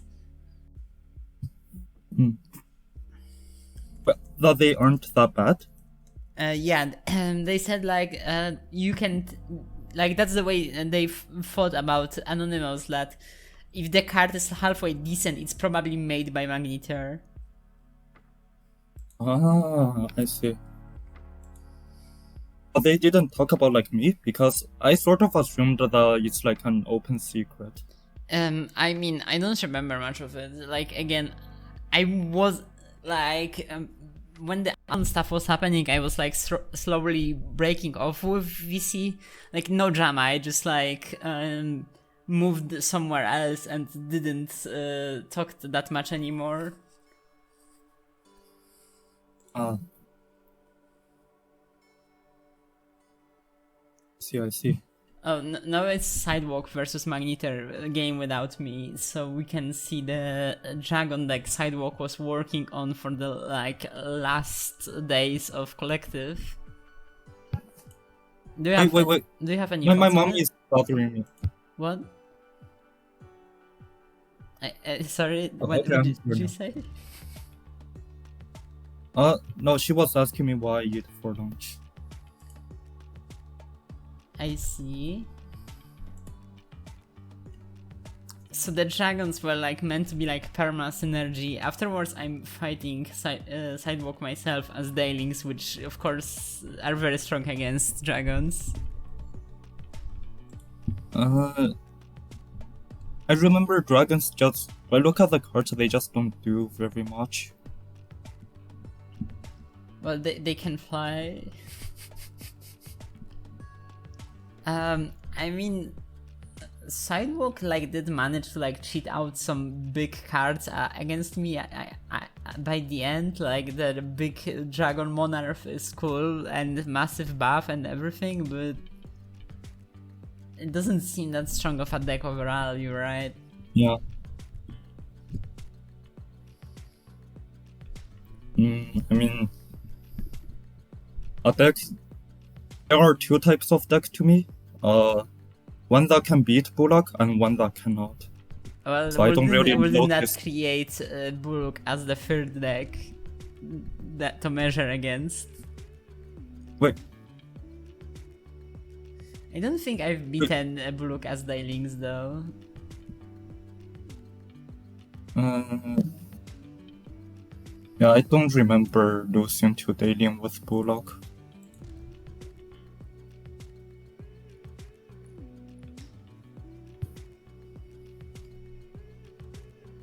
So, do you have like any thoughts you wanted to share on Alt Collective here? Like overall? Yeah, sure. What was your favorite cube, for example? Oh, I remember playing the Goku one, and that was really fun. Yeah, it was interesting because it was like actually changed the mechanics of the game. Yes. But I don't think it was like good enough to be permanently implemented. Yeah. I think a few more design changes would make the cube really good. How would you change it additionally? Okay, the first thing I thought was it was way too easy to get the... I remember they had the triple affinity bonus.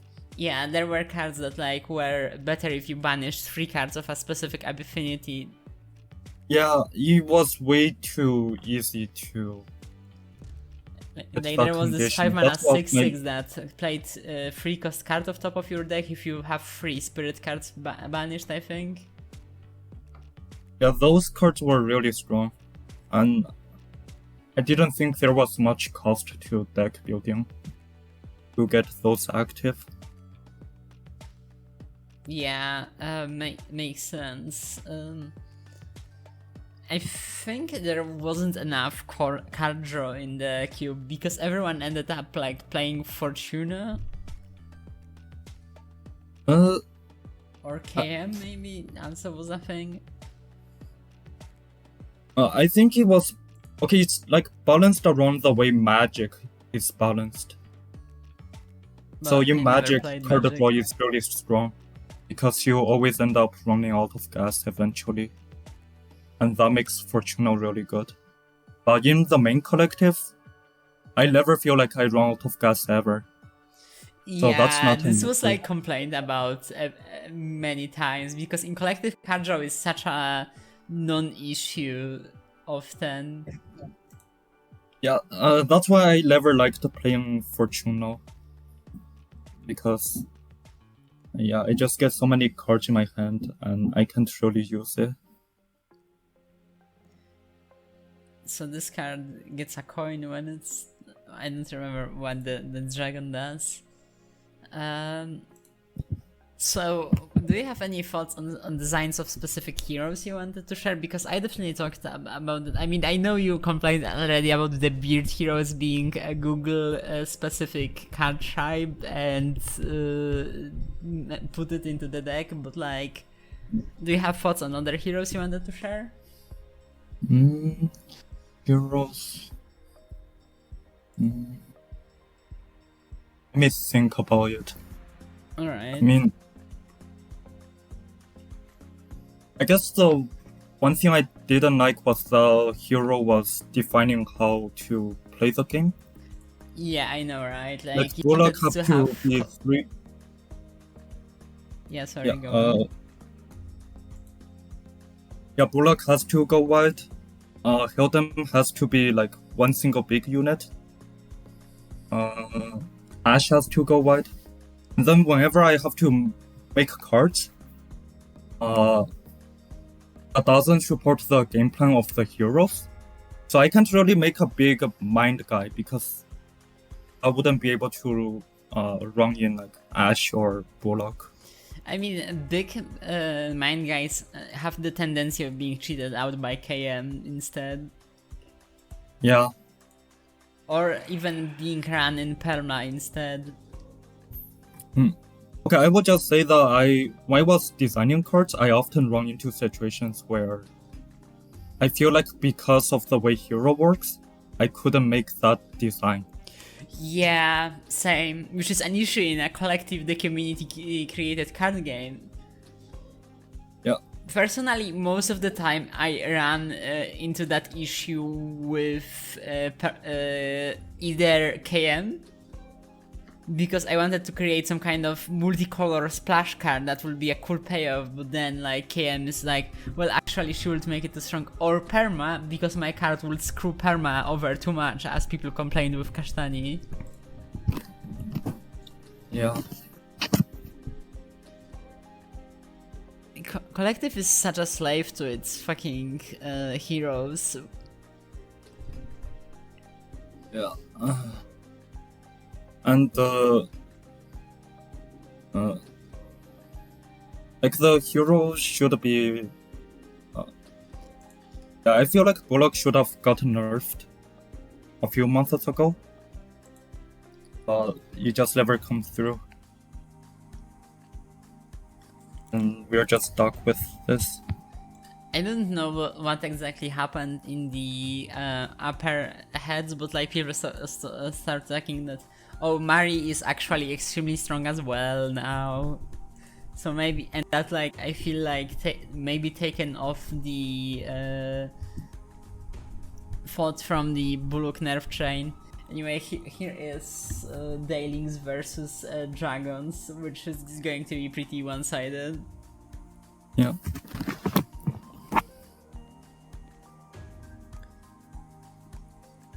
Wow, no, you can play on curve because I said so. Such a nice to drop.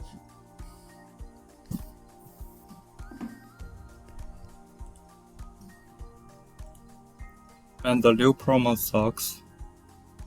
Yeah, I mean, Parma was always struggling to be relevant because Parma historically was like either cheat out a big guy very early and win the game, or even pride combo, or or just being instantly stunned by something and dying. Yeah. Like the coins are such an undercooked mechanic that never like fully manifested into something interesting. Right. Promo too. Whenever I had to make a card, I always have to think about promo. Like, oh, this is an 8-cost card, oh, you can play that in turn 5 for promo.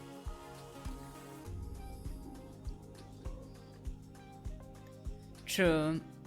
I remember the old Perma had like this specific thing where it had double the off affinity penalty. I don't know, were you there for it? No, I have no clue what that is. So, old Perma, to balance the coin thing that allowed her to cheat out things, had this off affinity penalty doubled. But that led to like nothing good, because what it ended up with is like strength having never good finishers, and Perma still like cheating out finishers from other affinities, but not being able to splash any small cards. But it had some interesting interactions. For example, do you remember card Snap Rebuke? Snap Rebuke. I actually I found out about that card when I was making my cube. Yeah, it's pretty cool. So for 4 mana, it spends itself and auto blocks enemy card that costs less than it, and it's mine. So if you play it on Perma, it's not a 4-cost card that blocks 4 or 3 costs or 2 or 1. It's a 6th cost, and it was always surprising to the enemy even more than normally. So that was a pretty funny interaction with old Perma.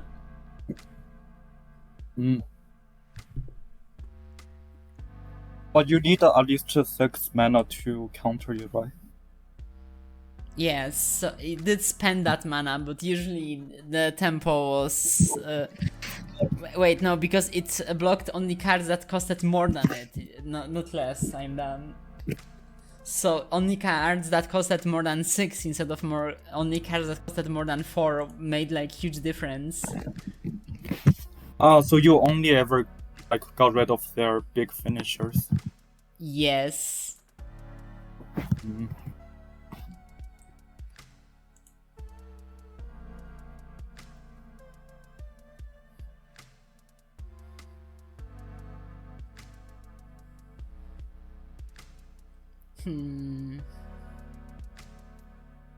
Oh yeah, the reason I'm not like dwelling that guy is because I can just go for to face for 8 maybe.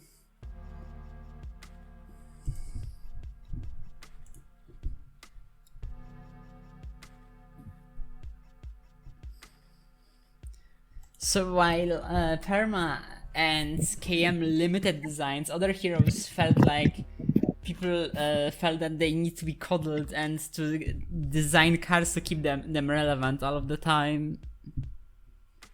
I think Lazaro is really broken out of all the bird heroes. Yeah, everyone found out that during the reveal of the Beard Heroes. Because, like, it was actually a bug originally. Oh no, originally it was a permanent aura forever.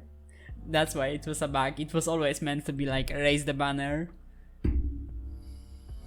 It was a permanent effect before? So originally there was a bug that once Lazaro clicks the active, the units in play have the +1/+1 forever. So every new unit you play would have however many times you click the active.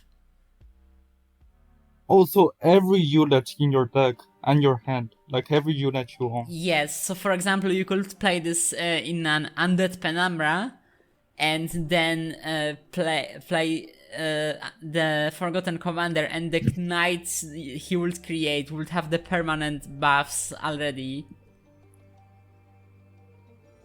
Whoa. The original Lazaro, and it wasn't like intentional, but like people like wanted to keep it, but it never like got balanced. So eventually people just like nuked it, and now we have like how it was intended to be.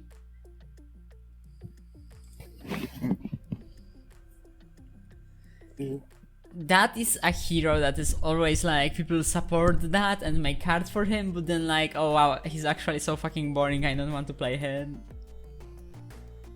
Yeah. Only like Cornmeal usually plays that.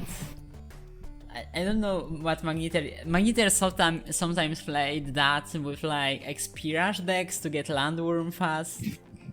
But yeah, that's about it. Not many that fans in chat. Oh, I just remembered something.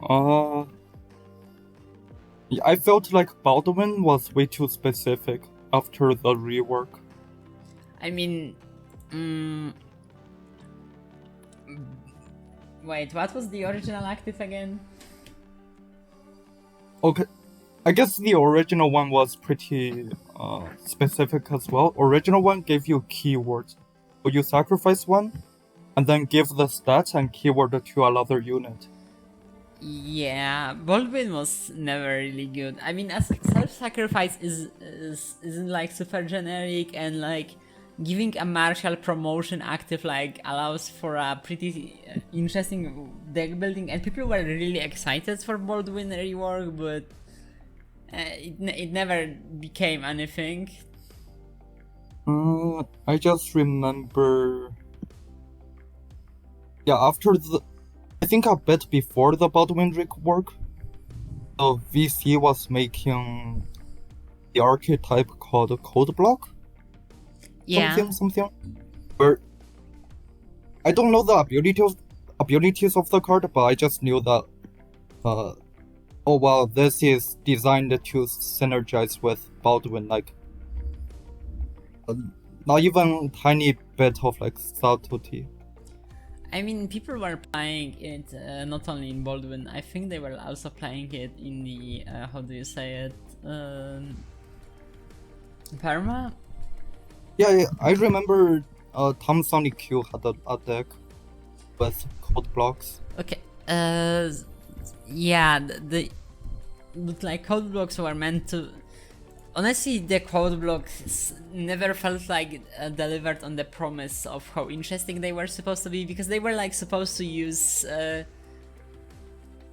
vanillas as a combo thing, combo pieces as a resource, but in the end it was literally just play 2 cards to get Kadar. Yeah, I never played against it, so I don't know the deck that well. Well, it wasn't very interesting. I see. I should have dueled the Inkling here. Yep. And Magneter shouldn't be attacking. This is a classic Magneter attack. Like she's behind on board, but somehow she's attacking. She just believes in herself that much. Yeah. So this game is pretty close. This game will actually like take 20 minutes total, I think. Because eventually what will happen here is that she will get Landworm and I will get the Captain Chameleon to copy Landworm abilities.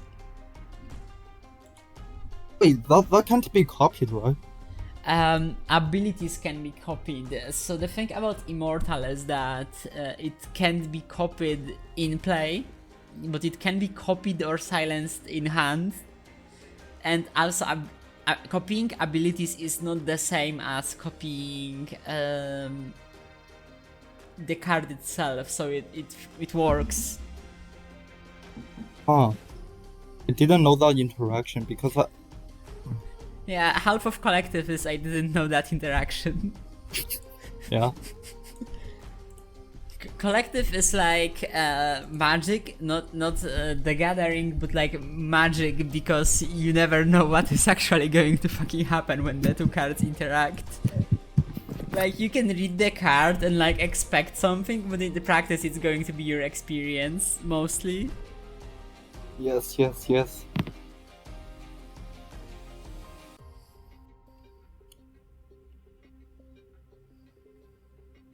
Hmm. So here Right. I actually remove the fucking inkling.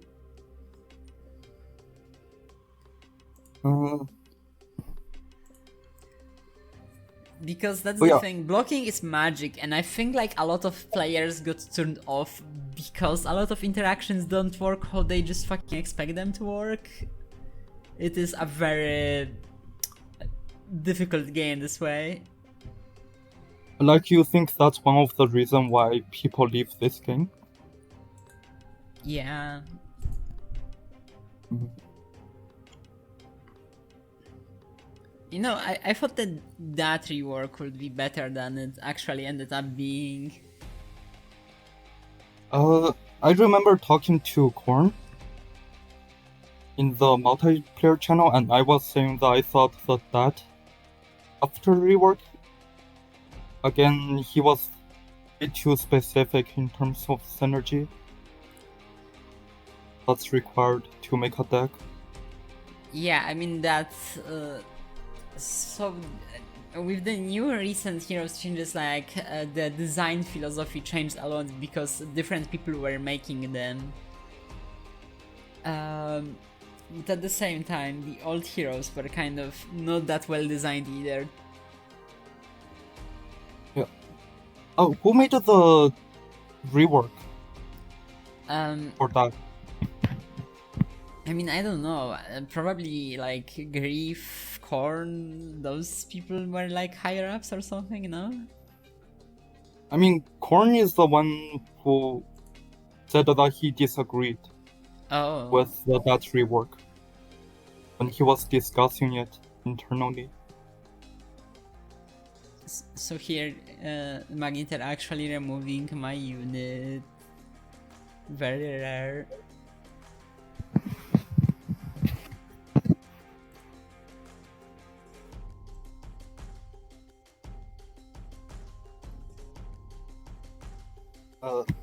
So I think whenever we talk about collective, we always talk about the problems and stuff.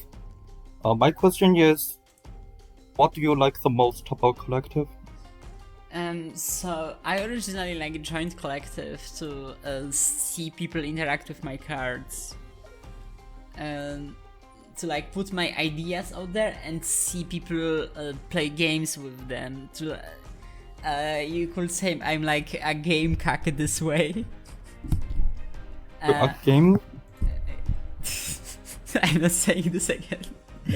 Either way, so it was fun, like in the first few months, to see people like talk about how my cards work and what they do with them. Like my first card, Infest, became relevant. One of the first few cards became relevant because of egolessness, so it was run as a new removal in egolessness decks, even though it was kinda bad. Because like Infest deals 1 damage and then 1 damage at the end of every turn, like it's kind of like a poison. And then Entomb create 3 1/1s for the opponent. So that was like, and people played Lamp Hero. Not many people played Infatuated Fire Mage. Those were and not many people played Feast, which were like the first 4 cards that got in for me.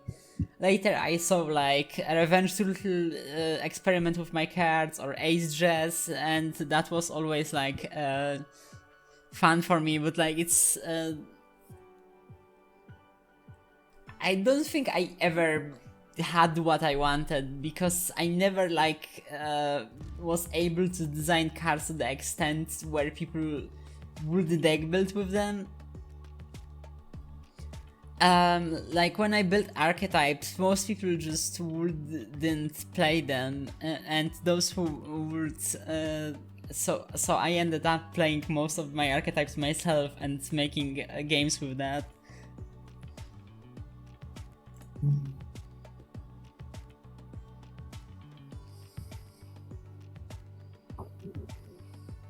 I mean, I remember Sevas running on Unholy Inquisitor deck.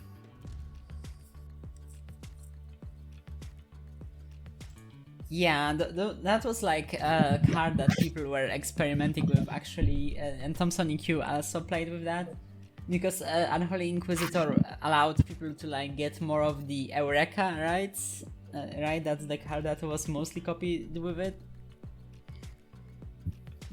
Which one? Eureka? Yeah, Eureka. So if you played, so if you had 3 Eurekas in graveyard and played Eureka, it reduced the cost of drawn cards to 1. Ah, I didn't play against the Sonic Q version. I think Sevas was copying one of the 0 mana card and trying to like slowly burn me out. What was the 0 mana card? It's a 0 mana action where you draw 2 and then put 2 back into your deck. Oh, the Mind Electric. Yeah. That one. Yeah, that sort of makes sense. So here I will be actually burned to. I will. This is like. So, I mean, I guess it sort of makes sense because I won't be able to block this. So I'm going to like get down to like 2 HP this game. How do you win from this point? Well, I am playing against Magneter for once. So never like, so believe in that. I mean, I don't even last week when I was playing against her in Cube, she was going to win the game like 20 times. She managed to mill herself out at the very last moment. Yeah, because she doesn't care about winning the game. She just wants to like see some specific interactions in most games. So that is that.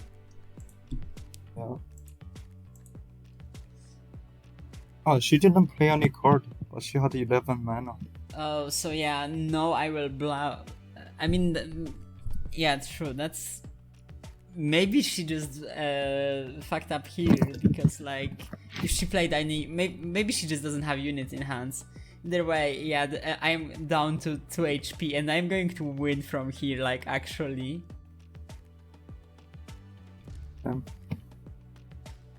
So Harpoon Strike is actually kind of a good removal, but not without cards to synergize with it. I was so sad when it got instantly nerfed. What is it? Oh, here I am about. I think I got sick of the instant nerf. Like, just in general. Yeah, because we have to keep the game good, but. Like, I never see them in multiplayer queue, but then they keep on nerfing stuff before I get to play them.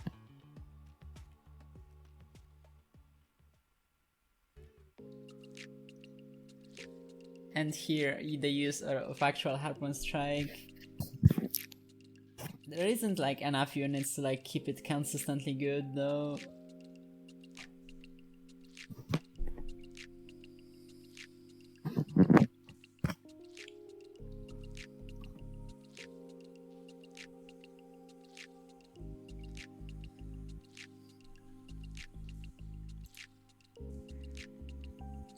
Oh, you got down to 1. Yeah, but I'm somehow winning from here.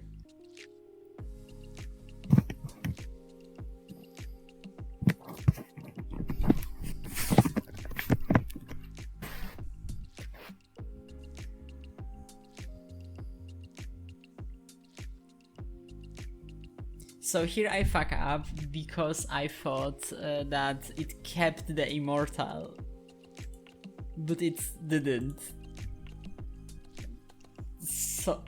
So I got screwed by collective magic yet again. But I seem like you didn't think you would copy over? Yeah, but I still have this card, so... Wait, how do I survive this again?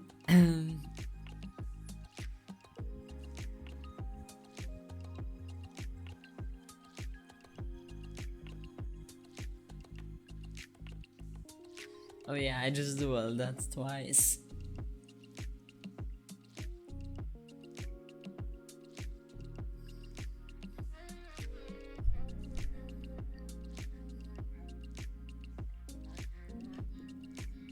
So at some point, instead like of gameplay, I tried to focus on lore with collective to like world build my realm. So instead of like, so when the card didn't get in with like gameplay, I still could showcase the realm I'm building. But the thing is, since the realm was already like so bottom up for the card game, I don't think I ever actually made it interesting enough for people to like care about Sviatlo. Because that's the thing again with collective and realms, is that the game isn't like really built for that in a way. How to speak about this? Oh, here. Like, so you know how player and designer experience is like already disconnected? So Sort of? the realm creator experience is also disconnected. And here she's going to like get down a lot of HP really fast. Yeah.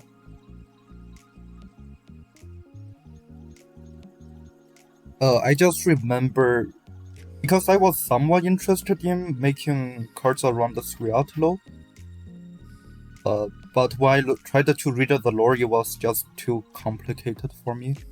So that's why I didn't make any cards around your realm. Yeah, because I had like trouble making it friendly, like newbie friendly, because you had to like read up so much lore, because I didn't want to have like another gimmicky flat one thing realm. That makes sense. But at the same time, that didn't fully help.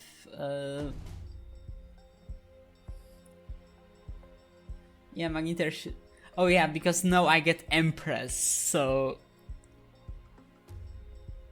Yeah, that's GG. The game level 6 is just instant win.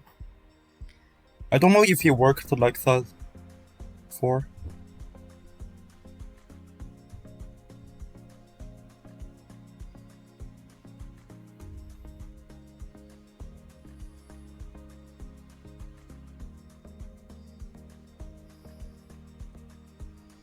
So yeah, no, also my deadly dual units are duelists. I don't know why I used Harpoon Strike. I could have just dueled in and it would have worked fine. Yeah.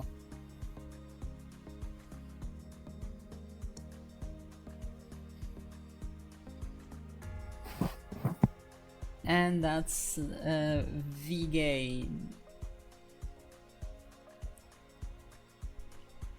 Yeah, I think the Explorer like pushed the card over the edge.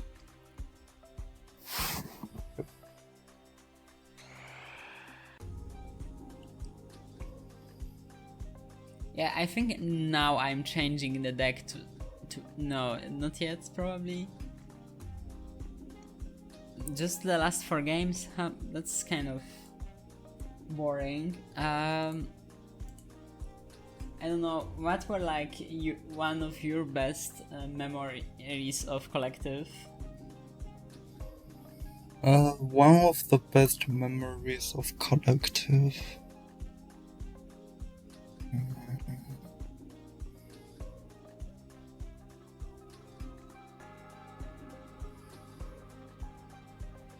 I don't know, but there were some funny stories I didn't really write in my reflections. Well, feel free to share them, I suppose. I don't know what else we are doing here, just providing commentary of the some games here.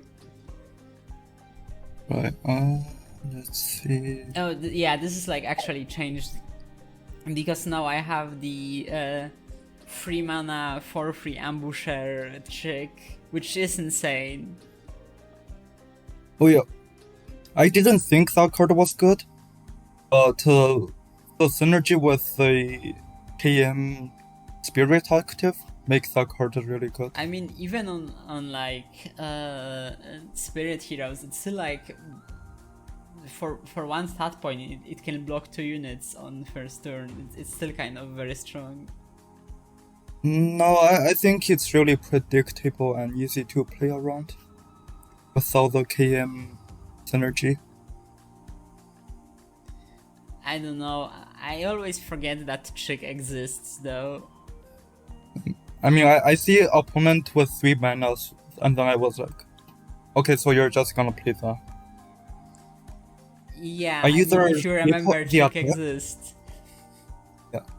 I either skip the attack or attack with units that the trick wouldn't be good against.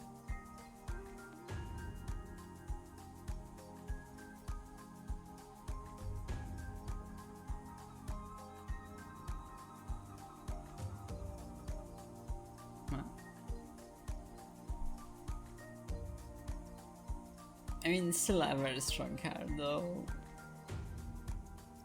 I ended up cutting it later on from the Mary and Bullock list. I mean, maybe not on Bullock.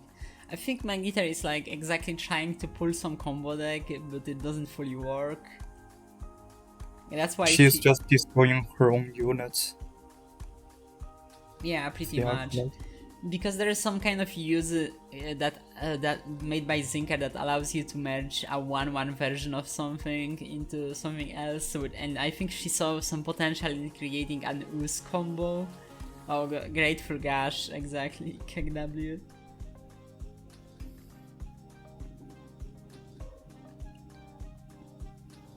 Wait, that's in standard? Hmm? Like, I don't think Grateful Gash is in standard. Well, it was for our games, and it's going to be played a lot, so get used to it, I guess. Grateful Gash, I remember, it was a card like everyone said was dumb, and then it got in anyway.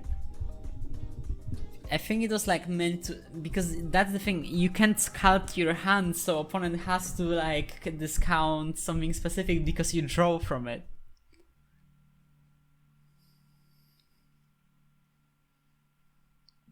I'm reading the card right now. Yeah, it doesn't look good.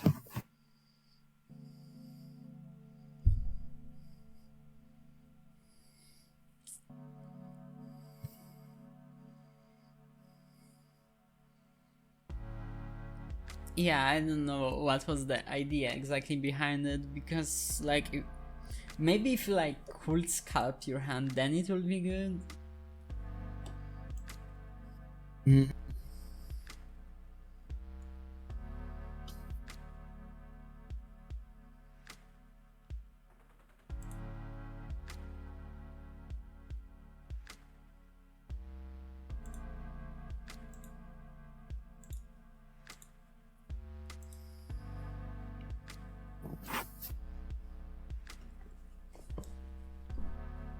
Yeah, you can see that this is like a version of the deck edited with your suggestion. Like I have Twin Pike and a Smuggler here.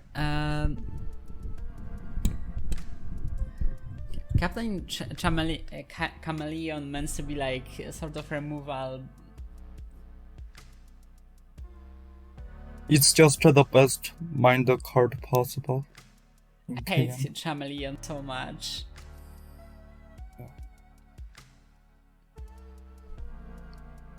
I mean, Chameleon at 4/4 is not that good because the minder doesn't have other good cards to play in KM.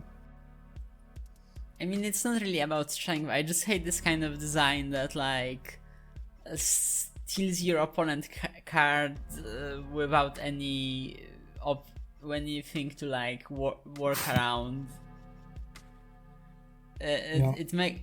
It makes it like feel really bad when your opponent just uses your strategy against you. I remember Risky CB mentioning something like that, where he hates any sort of designs around stealing. I mean, I don't know about any, because this is the thing, I made designs about stealing myself, but I gave them more of a limits usually. See. So for example, like with Green Curator, that card can only still create a green man, and then it's still someone that like has less attack than a green man's costs, so you have to work for it. Ah, yeah, I see, that makes sense. I don't know if it made it exactly feel good in comparison, but it was what I did. Wait, why didn't I just play Twin Pike first? Am I stupid? Oh.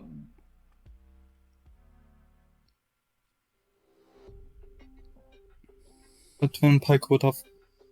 I mean, I guess it doesn't matter because I can just overpower her anyway. Yeah.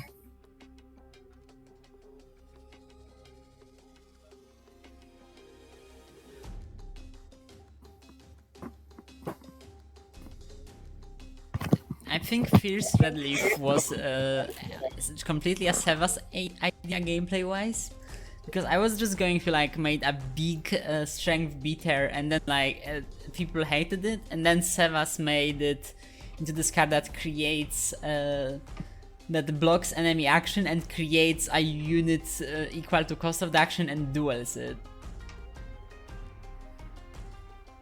That was one of the few cards Sevas made. Oh, the action counter one? Yeah, the Red Leaf War Shaman. When I asked him what's his favorite design, he said it's the Red Leaf. Makes sense. It was a very good design. But people hated it because it was too strong sometimes, which is maybe fair.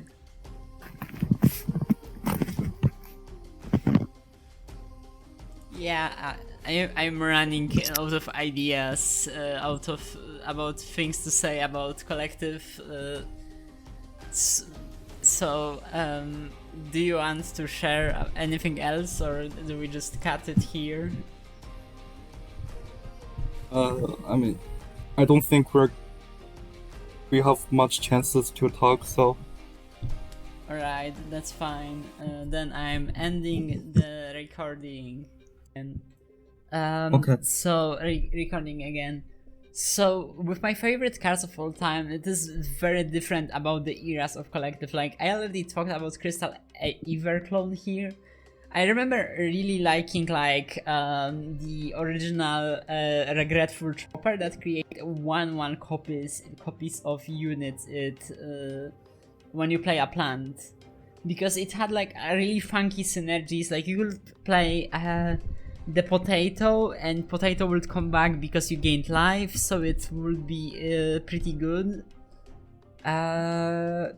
Although plants weren't good, and you could curve Regretful Chopper into Thorn Regent, which allowed you to like buff your board by 4/4.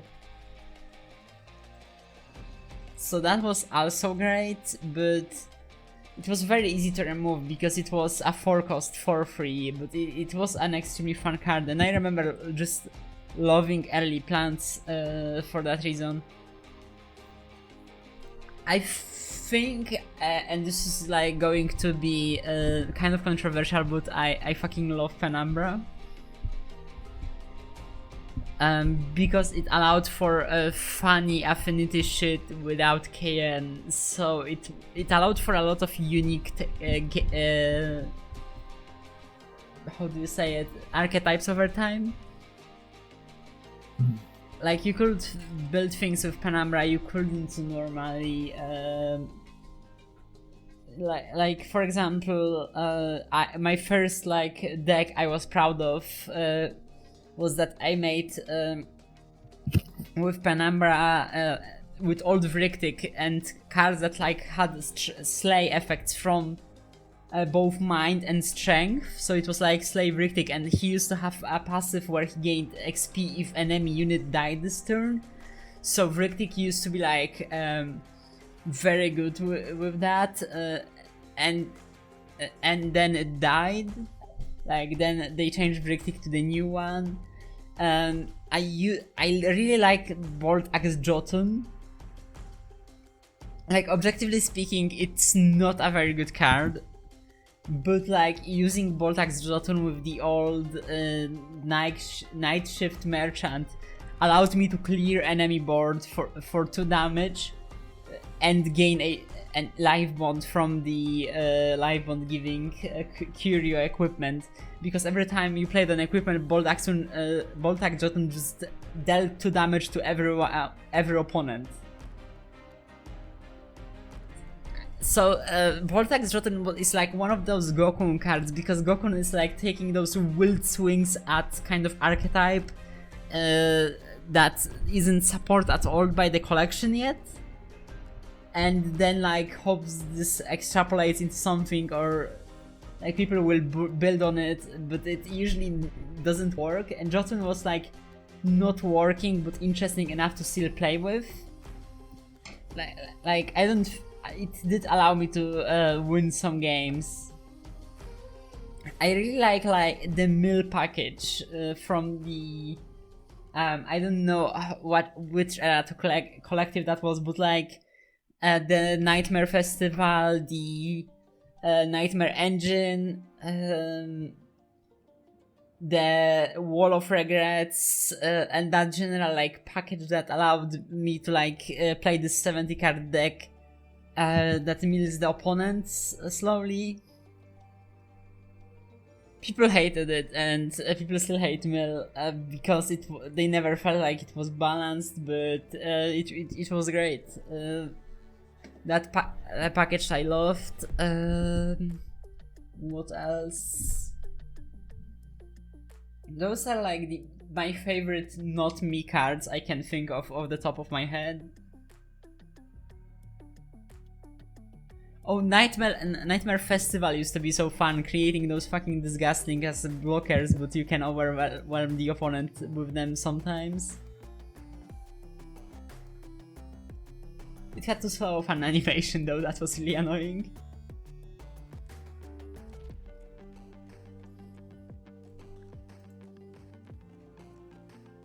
Yeah, that's not it.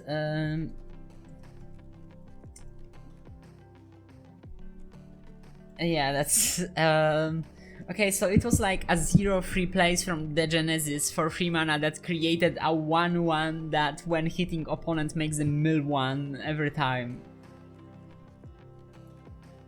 I'm checking. I mean, maybe it wasn't called Nightmare Festival.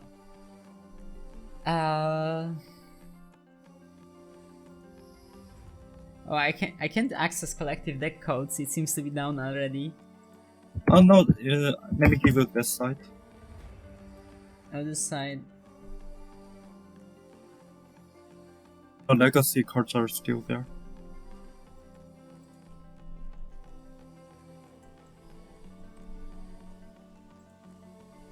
Right. Wait, what's the mana? 2 mana? 3 mana? 3 in spirit. Maybe it wasn't called Nightmare, to be honest. I don't remember it. Ill Omened Carnival? Oh, Create a disgust name? yeah, true. Ill Omened Carnival. It's pretty good. Generally, I loved mill cards so much. They were great. Like, it wasn't a very good package even by then. I mean, it could always consistently win with like how do you call it, with enemy deck type. That's called control. Yeah, because control will be too slow to like fight it. The seal was also fun with the how do you call it, the essence shifter version of Mill, because seal allowed you to like gamble what you get into your graveyard that you can play off her, which was, I mean, usually you wanted it to be somewhat consistent, but by improvising she could lead to pretty interesting results.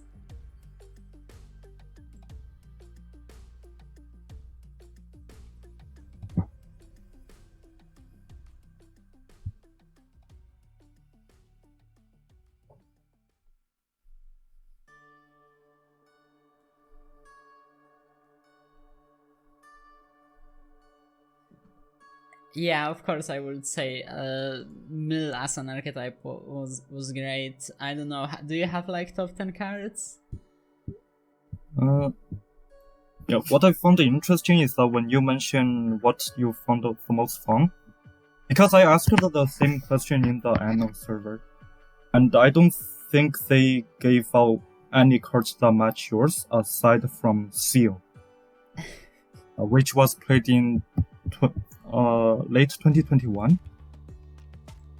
I actually never seen like majority of the cards that you talked about before. Yeah, like, I assume they were in years. 2019 or 2020.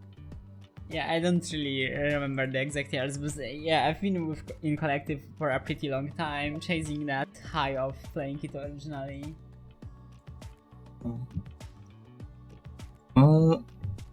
So the top 10 cards. Well, I think the question we asked was not exactly the top 10 most fun, but the top 10 most iconic ones.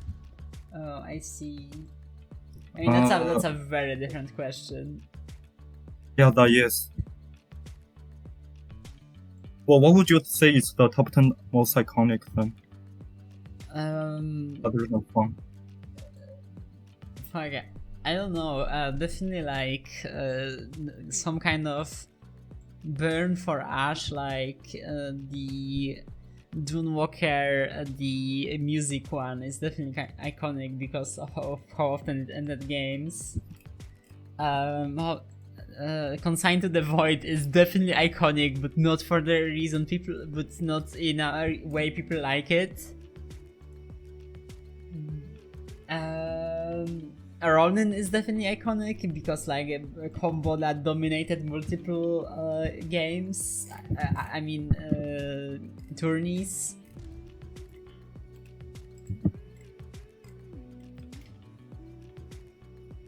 Neon Ronin, the 5-mana one. Neon Ronin. I think it was 4 mana by then. Ah, okay. Because like you could loop it with the Miomancer, and just keep bouncing them in a loop with the King of the Lost, and you could like deal 13 damage and then blink and win the game. Collective used to be like very solitaire. That's why people were weary of any combo cards, because like the part you don't know is that people are extremely scared of like combo winter coming back, so that's why they like look on every card that is scary for that as something that could combo, as something scary that could destroy Collective. because it destroyed it before. That's why that was part of why VC acted this way, because like they had experience of the game being ruined already by extremely unbalanced designs, so they were like, well, no, we'll be the vanguard and we will downvote every card that supports combo winter. Ah, okay, that makes sense. Because yeah, I feel like every time I make a design, it's always like bad in their eyes, and I had like no clue why. I mean, they weren't that great at giving feedback.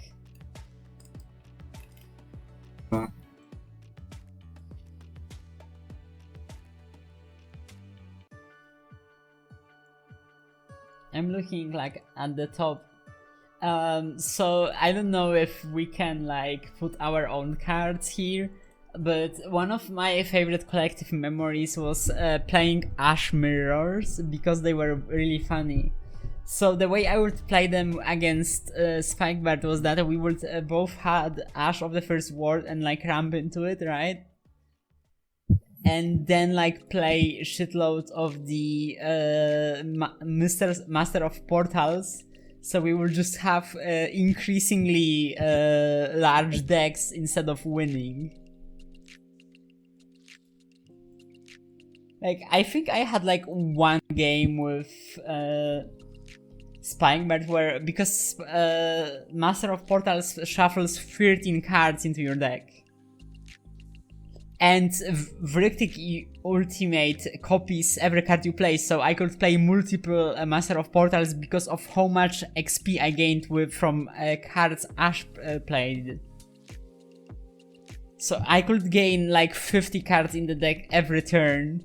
So we had like 3-hour mirrors until like eventually Spikebird lost his mind and conceded. Like it was a game of attrition. What? What's the Ash card? Ash of the first ward was like draw 3 actions, play all actions in your hand. It was 12 cost unit. Ah, found it. Ash of the first ward.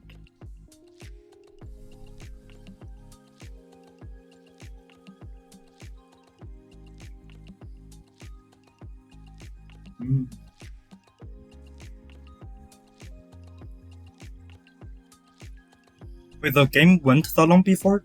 Like you could like it's a 12 mana card. How often does game reach like? I mean, it was like you didn't play 12 turns. You just like played the coin making machine. You played the cards that increase your max mana and stuff. So you play like turn 6? You could like reach it like turn 7, but yeah, you will die to aggro. But you wouldn't die to mill because you could play just 14 Master of Portals. Master of Portals is such a fun but dogshit card though. I don't know if you heard, like one of the most dogshit legacy core combos is like playing Master of Portals and then using the Tyrant to mill all of your portals, so your Master of Portals are massive. Because Tyrant just milled like every non-dragon in your deck. I mean, it was this card back then, but you know.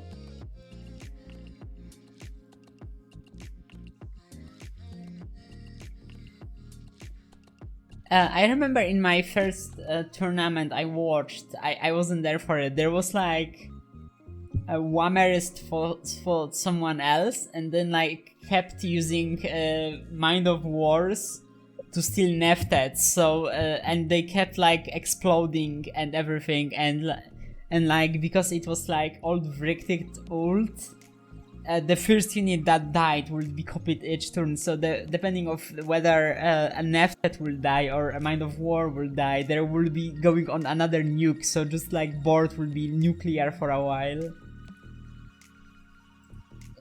because every time Mind of War loses control of a Nefted goes back to the other side and deals 6 damage to everything again. That reminds me of the Ancient Claw. Yeah, it was kind of that. like that. Yeah. Yeah, I think that was a misclick. I was meant to go face.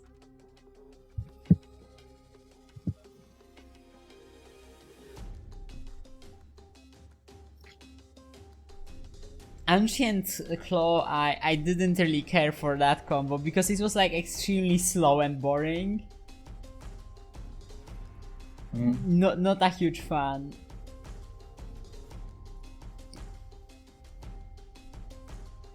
Like, I don't remember how much Ancient Claws you have to play to like make the board banish itself for 5 minutes. I think 3 was the amount.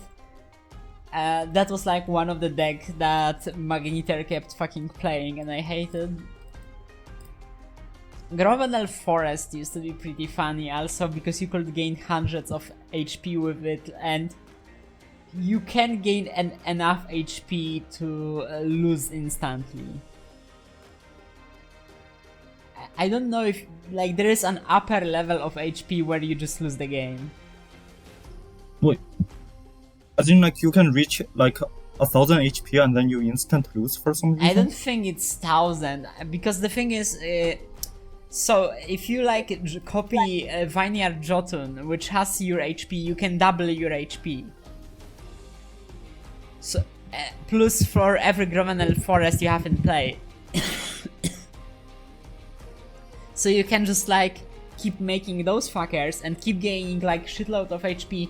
And I think if you like get to 6 numbers, you just explode. Basically, Collective had an inflation mechanic.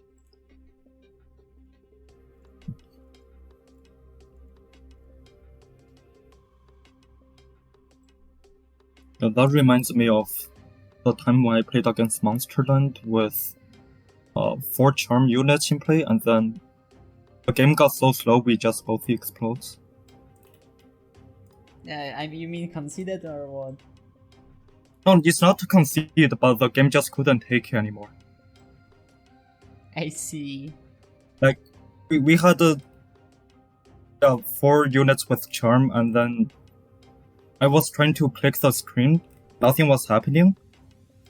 And then like 30 seconds later, both of our screen explodes, and then it was a draw. Unfortunate, yeah. Collective has weird bugs in many weird places. It's a very unpredictable game. I remember like at the beginning when a storyteller, which was like a card for Sviatlo that like originally swapped text of at the beginning of every turn, allowed each player to swap text between 2 of their cards, right?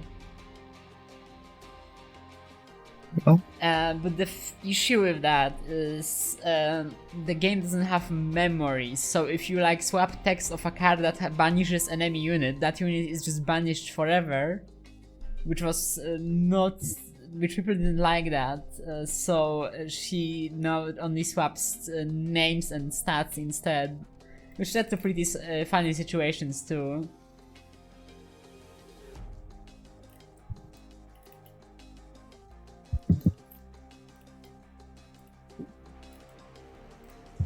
I didn't know like 90% of the cards that you were referencing. Yeah, because I'm just like a player for significantly longer time than you, I guess, for Collective. Yeah. I mean, gameplay wise, I only like have double your time in game because I have 1,800 hours. But a lot of it was like spent more watching people play than like playing myself.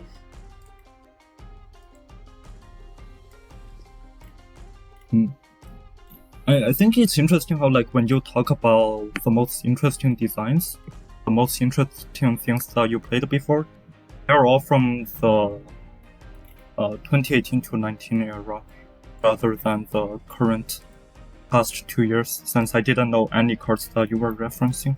Well, in the modern era, I became pretty bitter and played less and like tried to like push my own thing, and like that added to the bitterness that every card that I'm not playing is against me, kind of. I mean, I liked insects. As far like that's the most modern thing I remember liking.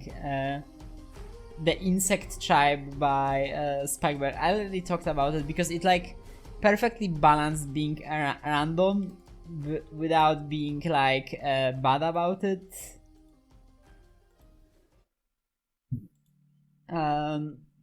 Like you had, and it's played with graveyard, with like hand buffs, and you could copy cards from your hand. It like allowed to do a lot of interesting things without. And it had enough cards like actually deck built in Hawkins, kind of. Maybe not fully, but like there was some deck building involved, even though you played that in Hawkins, you know? I can sort of agree. Like I do remember having fun playing the insect deck. So that's like the most modern deck I liked in my experience. I made one card for it. I mean, because like it had insect as the relevant tribe. Gamiko the Moonwing, which, well, it's my card, so I can't really like put it into top 10 in good faith. But Gamiko was really funny because it like allowed to silence a lot of very annoying cards, but like people didn't fully like that because it was kind of strong, but it was just a silver bullet, so you couldn't really fully run it, but like you could get it randomly from insect. But later the hate went for Unsucked Processionary, which was like way more insane as a hate card.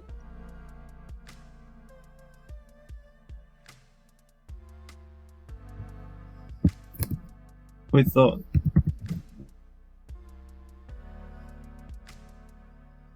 what's the card, Possessionary? Is that the one that has some sort of restrictions? Unsated Processionary, which cards that cost less than their base cost can be played. And since and you could also put the deal 1 damage on enchants on the Unsated Processionary because it's an insect, so it could also become a removal.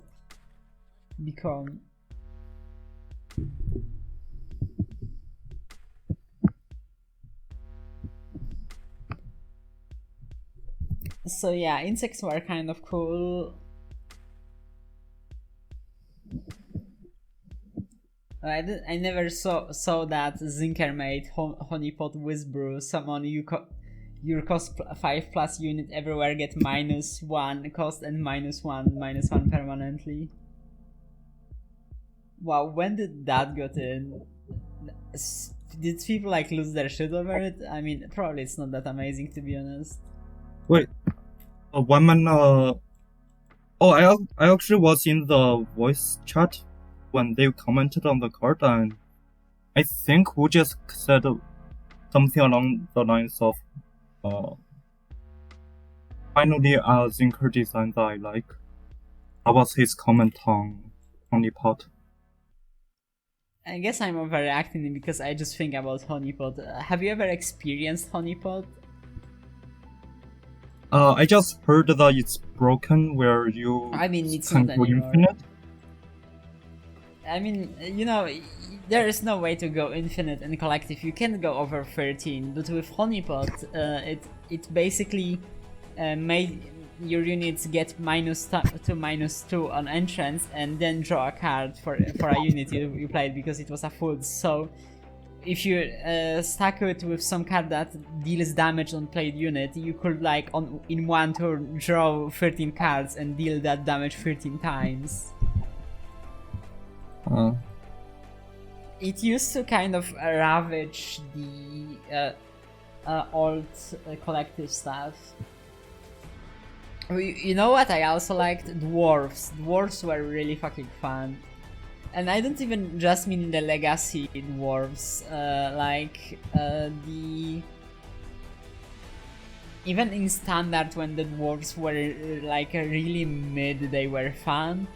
Like the whole losing mana is such a good gimmick. I remember playing one game with dwarves, and honestly, I was super impressed. I played it. I remember having fun. Yeah, it's just like a fun, well-designed combo deck when it pops off. Although it got like really shot in the knee with the perma nerf. Which card got nerfed?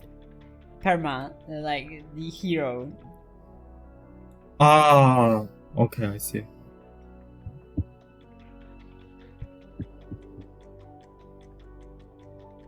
Yeah, and am I still streaming? Yeah, I'm streaming. So yeah, you can see how much stronger this deck is with the fucking Twin Pike. Jesus Christ. Like, this is turn 7 win, which is like very fast for this kind of control-y deck. Oh, I'm stupid because... Am I going to lose now? Because like, I forgot that it has poison on it. I'm just dumb. Yeah. No, poison. Did you end up losing that one? I don't think so. I don't lose to Magneter often. I think I will remember losing to Magneter because it's a very rare occurrence. But I don't know. I sometimes I remember things wrong.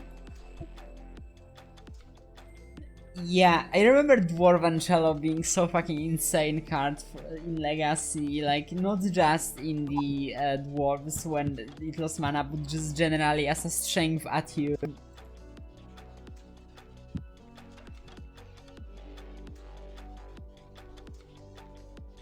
Also, King Khazrik the Cursed feels so good to actually fucking play.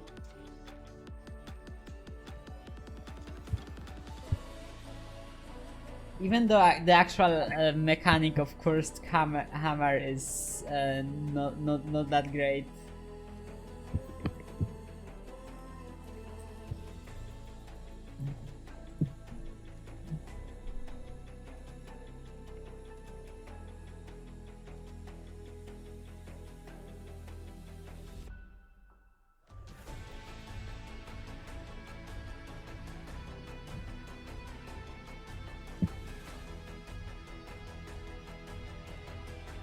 Sorry, I just keep on having to look up cards. Yeah, I'm talking about too much old cards in my favorite stuff. I mean, yeah, that's just how it is if you have like memory going really back into collective. I remember like Grief or Nitro Melon talking about the old cards, the Lady Rika combo and stuff like that, and it's like, it's so wild. Like, this game has so much history and now it's all going to die. Yep. Sad.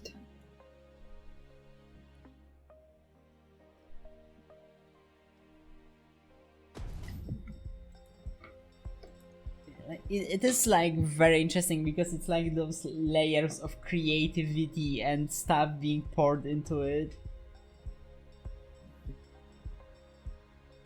What did you say? Creative Because cheating? it's like the layers of creativity poured into it, and like so many players with so many visions and artists and stuff.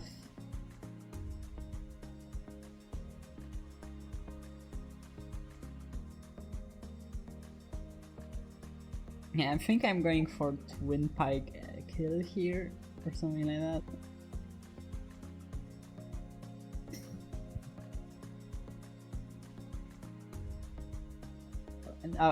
No, this is actually the one where I lose, I think.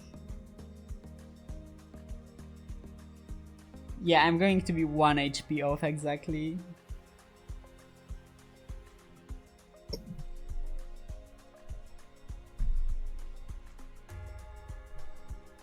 maybe if the melting polar bear was a warrior tribe, which it's not, then I could win, but otherwise, no, not really.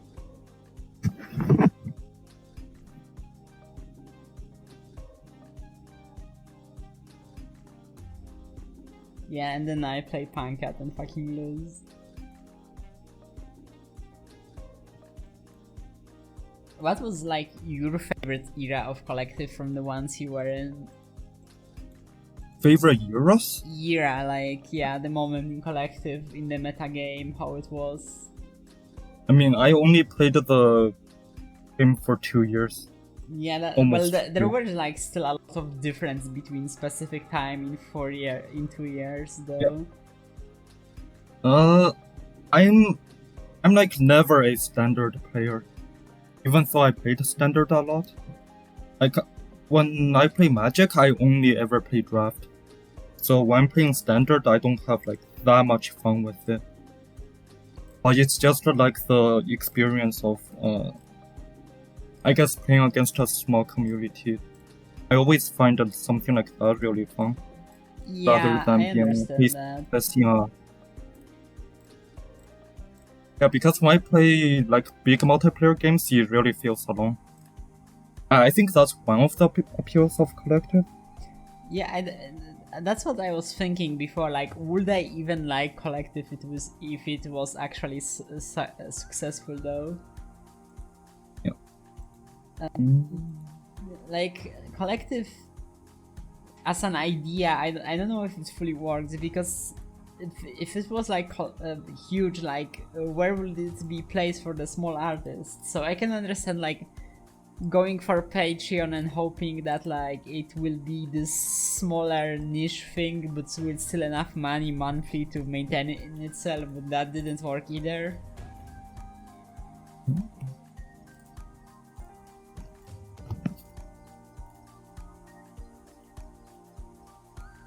But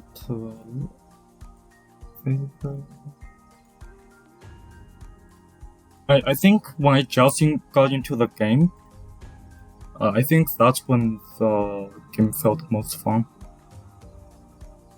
There were a lot of deck varieties that could be played. Like what? In the later metas, it feels like there were less variety possible.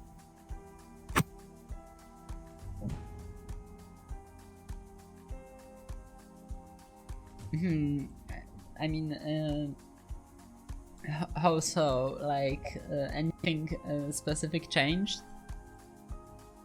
Like, No. I mean, I when you are early into the game, it can like often feel like there is less variety because you get it differently, but because you are learning it, so everything feels so much different, right? Yeah. I feel like the weirdest thing about Collective is that I don't feel like I love anything, but I keep on playing it. What I mean by love, as in like, when I play, let's say, Legends of Runeterra, I could easily say that, oh, I found the Twisted Fate to be most fun. Or when I play League of Legends, I could say I found Vigor to be most fun.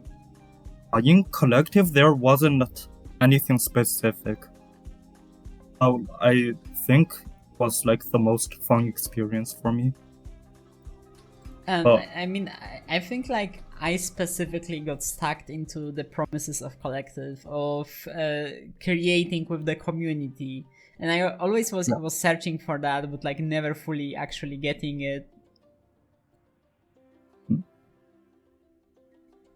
I guess the most fun part is just like exploring, like everything that's in the collection. It feels like an archaeology of some sort. Looking through stuff that people randomly created. Yeah, that is true, because there are those layers of creativity, and that's the thing, because the game is like so slapdashed together, the designing, the making a deck is so much different than in games that like have clearly built-in archetypes for something.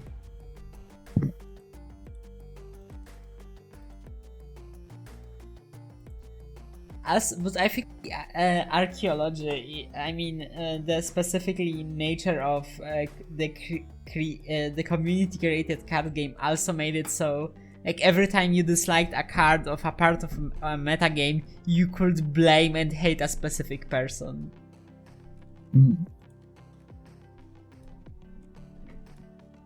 Which well, the first card I think is like Lumbering Ditchwing. That card broke the game so hard. I mean, it was strong, but like I seen the game so much more broken, to be honest with you. Oh, that's the only thing that I could think about when it comes to like the game being broken, since it was just a turn 3 win a lot of the times. Yeah, it's true. I think like it was Griefful. It was like because originally I think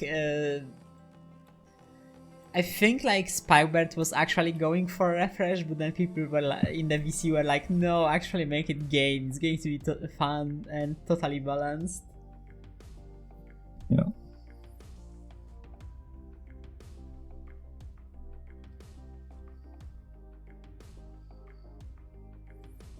Shit, we're running out of time. Now I remember that there are... listen, we aren't running out of time. We can like record however we want. Later the area is going to be cut anyway, and like if you have like something you want to say, I can just like add some kind of images at the end. It'd be fine. You don't feel any pressure whatsoever, but we probably don't have that much to say. Yeah. I mean, I just remembered like your comment, that there were specific things in Collective that bothered you. I don't think we talked about that yet. I mean, what do you mean specific things in Collective that bother me? Oh, that's what you said in the general channel.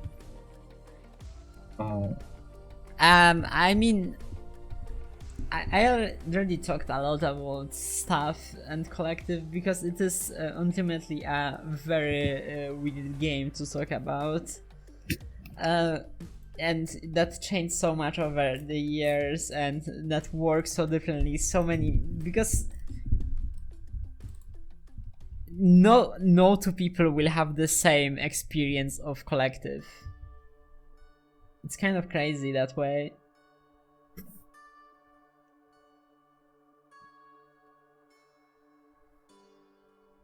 Yeah. Like we already talked about the designer separation, the player separation, the realm stuff. Like Lunatic Dancer is barely a player or a designer. He just mostly makes the realm that will probably outlive the fucking Collective at this point. Like the Genesis is probably going to live for a while. So, what do you plan to do moving on? Did Collective inspire you to do anything in your life, maybe? I mean, I did make the anime cube, so it sort of feels like first time I finished any sort of game-related project. Yeah, and I think okay, go on. Yeah, I think I got a lot better at just working overall or something. Because before all I could have was ideas, but then I never do anything about it. Now I have the ability to like work and create stuff. And I feel like after I'm done with Collective, I will try to learn art. And that's cool. Yeah, maybe in 2 years I could try to like use my own art to create a card game other than anime stuff. I think I might be able to send to you resource pirate. If that's okay. Well, I feel like I'm not so positive about Collective. I feel like for the most part it made me a better and worse person, to be honest. Because I fought people in Collective so much. Anyway, I'll send you the folder with art books and some tutorials on art. Whoa, 15 GB. Damn. Yeah, have fun. I recommend Morpho. It's pretty good stuff. So anyway, I feel like I really acted very poorly during most of the Collective because like I tried to make those castles in the sand archetypes, and everyone else feels like it was fighting with me, and like everyone tried to make combo or cards I dislike. This, yeah, this is why I was also an enemy of Anon, and or nerf my cards and intervene with my vision, and the way I acted during collective, like it wasn't very good. Yeah, I mean, honestly, before I started designing for Anon, all I knew about the community was like some people said the voice chat. There are a few people that I play multiplayer with, and the Puapka is known for being toxic. So.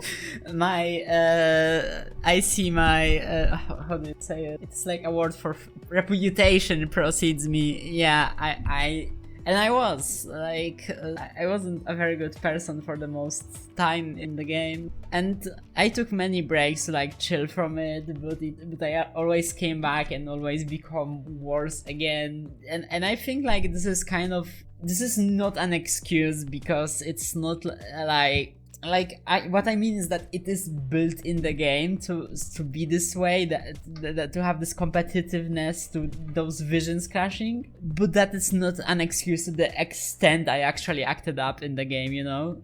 Yeah, actually the one of the points that I tried to subtly make with my blogs was I sort of felt like some of the things that people said and did are really bad, but they are like more result of the systems in place for collective. Yes. So how would you do a better system for collective then? Well, that I also wrote that in the blogs. Everyone knows what's the problem, but that doesn't know the solution, and then no one does anything that makes the game better. So I mean, there was like one halfway decent solution with the idea of what sentinels, because when they like had the idea of player created sentinel, that would actually solve a lot of the issues, because a lot of creative types could make their own campaigns instead of like working with against the people making metagame, right? Yeah. I never experienced the Sentinel, but I do remember whenever I talk about how the game can be better in the Anon group, Zinker always talk about how removing the Sentinel was the worst choice the designer team make, because he thought that was the key to like make the game good and fun. But I never experienced the Sentinel in the older eras. I mean, the old Sentinel wasn't that good. Like the new one is a mess, but like I think what's a lot of people who like, I think a lot of old Sentinel defenders are just very nostalgic, because you have this experience of playing those, getting those cards from the subreddit and trying them for the first time, and that's just very charming. But Sentinels wasn't ever good. It's just like the testing subreddit cards specifically can be fun. Like, I don't know if you know this, but Squawka Walker was going to actually make cards that weren't meant to get in, but just for the Sentinel crowd. Like, just post cards on the subreddit, and so people can draft them in Sentinels. But those cards would be bad, and no one would upvote them to get in the game. But like, she wanted people to have fun in that game mode. Oh, that's interesting. Yeah, and this is specifically when they fucking changed it, and her entire plan went ablaze. But yeah, people did love the old Sentinel stuff, even if I think it's mostly nostalgia. It wasn't good, but like being able to play subreddit card is fun. Yeah, I remember the Linker saying that like there was nothing else out there that was like the old Sentinel. Yeah, your points make sense. I think that a better way to make collective is just make it with some friends instead. Yeah. Yeah, maybe this shouldn't be a huge game. Honestly, I remember when I started making cards, I just feel angry every weekend. Yeah, and I think honestly the whole like cards getting in has like a similar effect on your mind to fucking gambling. Yes, I think that's true. I wrote in like my private blog. I shared only with the Anons, but Yeah, during like September last year, when I was thinking about like if cards would get in, like the night before Friday, I would only get 4 hours of sleep, and then I would wake up, and then I just constantly refresh the subreddit to see if Bunk made the post yet. Okay, well, it wasn't ever that bad for me, but I could like feel like card gets in, feel nothing, card doesn't get in, week ruined. Yes. Yeah, that was horrible, and yeah, I could feel that this wasn't great for me, so that's why I took break, because it is like this structure is just like you have, and everyone always complained how like opaque it is, that you can't see how well your card is, you can get feedback on it. I mean, you can on Reddit sort of, but like people didn't do that much. I used to give feedback on Reddit. People didn't, like most of the time when like we used to give feedback on Reddit, but over time the feedback became more come to Discord. Yes.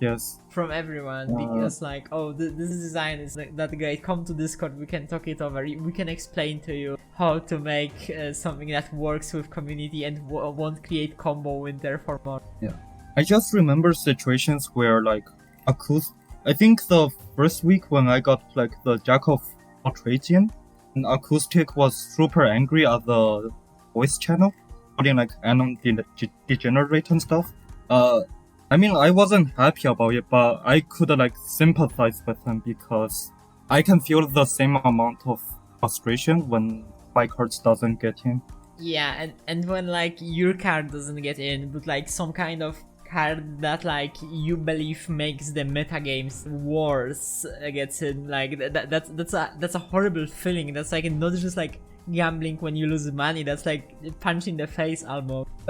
I'm self-conscious of it, but I know that sometimes when I look at, like after when I started designing, when I look at other people's cards, I'm like, this is garbage. Why does this one get in rather than mine? Yeah, exactly. And that feeling of bitterness is like what can dominate a player very easily, especially when you try to build something like archetypes. Like I mean, I said this multiple times, and there is this limited time frame in which you can actually build them because it's like rotation every year, so like you are on the clock. You have like 50 weeks to get cards in to make something, and like every time your design doesn't win and something else that makes it not work, it's horrible. And the thing about the how do I say, I think every community members are super flawed in some ways. Super flawed? Like for example, right, Lyman doesn't really play the game, so it's easy to like make designs that are out of touch. I mean, so the one thing I can remember was he was trying to make a pain support, but a pain support doesn't deal damage to yourself, it makes you lose your life. So it doesn't even trigger pain, but he made the designs thinking that it would synergize with pain. So I mean, that's honestly like, not even being disconnected. That's just like collective being very weird, having unexpected interactions. Like even if you played the game and you just didn't play a card that loses your life, you could make that mistake. To be honest, I mean, you should have at least tested the card with like pain. That's fair. Yeah, so it's easy to get the bitterness because people think that they're really good at knowing what's going on, but they're not as good as they think they are. I think like a major flaw with like Magniter's mentality, because Magniter was like really wanting the game where only players could vote, right? Was that it would like really be a problem for a lot of people who aren't able to play as much because they have life outside of Collect. Wait, no, that was I believe that was actually Wujak's point, that only players, I mean, players should have like more votes. Yeah, I or guess. unless you're talking about like a discussion that happened years ago. The thing about Lyman specifically is that he was more of a player, but then I don't know, he just like went to work more and more and got tired, so like had so much time. So it's like feeling it like, oh, he should just play more is also kind of, well, what kind of game you want to build at that point if like just salarymen can't play it? Yeah. Yeah, again, collective really should just be like a project by 5 friends to make a